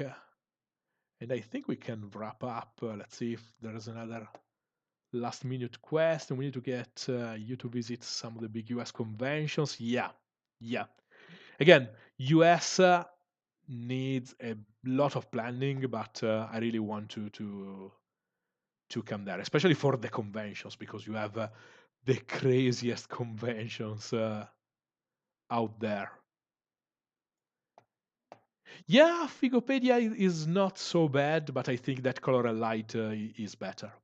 Figopedia is really, really good for miniature painting, but I think it's a tiny bit too focalized and right now probably a bit outdated, a tiny bit. I think again, if you have to choose one single book, Color and Light, it's a bit stronger. Figopedia is it's a great book for specifically miniature painter. But yeah, if you have to choose for the desert island or gun to the head, I would go with Color and Light. And yeah, no, Color and Light. Like at the moment, my top book, it's quite heavy and it's not for everyone, but it's Interaction of Color by Joseph Albers. It's the guy is an old Bauhaus and modern art, commercial art teacher, and it's a little tome. It's a bit heavy, but it has a great lateral kind of teaching and thinking about modern and commercial art and how it should be taught. That is really interesting for someone who's trying to teach. So it's more for the teacher perspective, but it has some bits really interesting. And it's again Interaction of Color by Joseph Albers. Ever make your own metallic paints? Yeah, all the time. Not the basic silver, but then I do my own metallic paints all the time. Just check my every video where I use metallic paints. I'll do more or less every time my own mixes. When you say the brush is easy as the airbrush, I would recommend blending with that ease. How you get transition I like with oils. Yeah, but it's just a matter of practice. When for me the brush is easy as the airbrush because before having an airbrush, I painted for years with a brush, so I'm able to create those transitions. I know how to do it. Many ways to do it, and the airbrush is faster. But if you can get those with oils, oils are good for that. So it's just a matter of practice. The actual transition from a blue to a lighter blue, from a blue to a green, it's just a matter of practice. And yeah, it's easy because I practiced a lot. The transition is just connecting one color to the other with a progression of tones that can be again. You can do it wet on wet. You can use by overlapping with the glaze, overlapping with the brush. It's just a matter of doing it with the end. So the end has to do that job, but conceptually and even practically, that's not the difficult part of painting. Can you post some of these books on your Patreon? Yeah, I recorded for simplicity a video of my shelf, but I never posted it. And yeah, I'll do it next week for sure. I just already did it, I think 3 weeks ago, because the question came up in a workshop, and I said, yeah, I'll just do a slow recording of my shelves to show you, so you can see the title, the author, and the the editor, and I just didn't post it. I'll probably make it a short on YouTube or on Patreon, but on Patreon, open to everyone. I'm not shy about that stuff.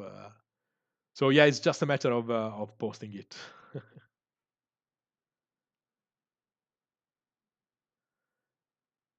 Yeah, Texas. Texas is far away, but yeah, we can.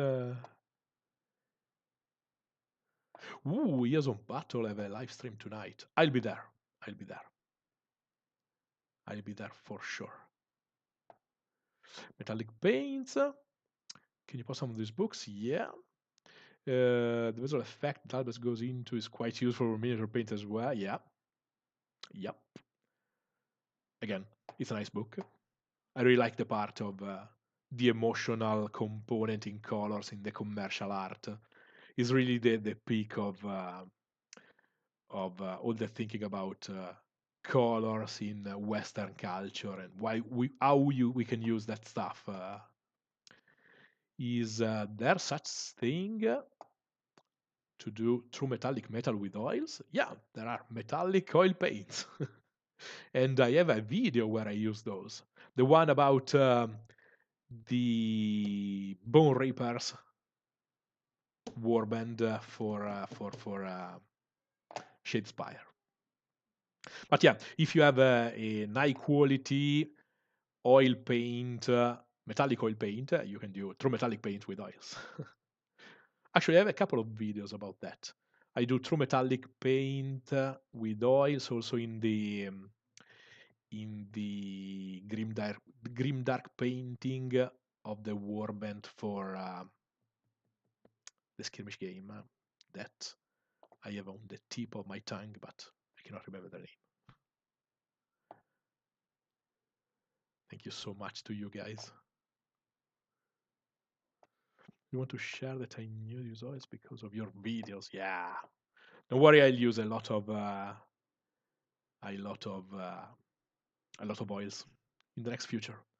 Oh, don't worry, there are noob question is still a question, and again, yeah, true metallic oil paints. So, guys, I think it's time to wrap the stream that is going to the 4 hours. How do you get? The last question. How wet do you get the wet palette sponge before you add the parchment paper? I have a video also about that. I put a lot of water in my wet palette. Basically, I have water until I have a film of water on top of the sponge, and you can see, I think, here. So I'm not just soaking the sponge, but I have a film of water on top. Now today is quite hot, so it's a bit dried out, but you can see here that the sponge is completely saturated and I have a film of water on top, and then my paper is on top of the water, not on top of the sponge. And that's because I work a lot of hours every day, so I tend to use more water and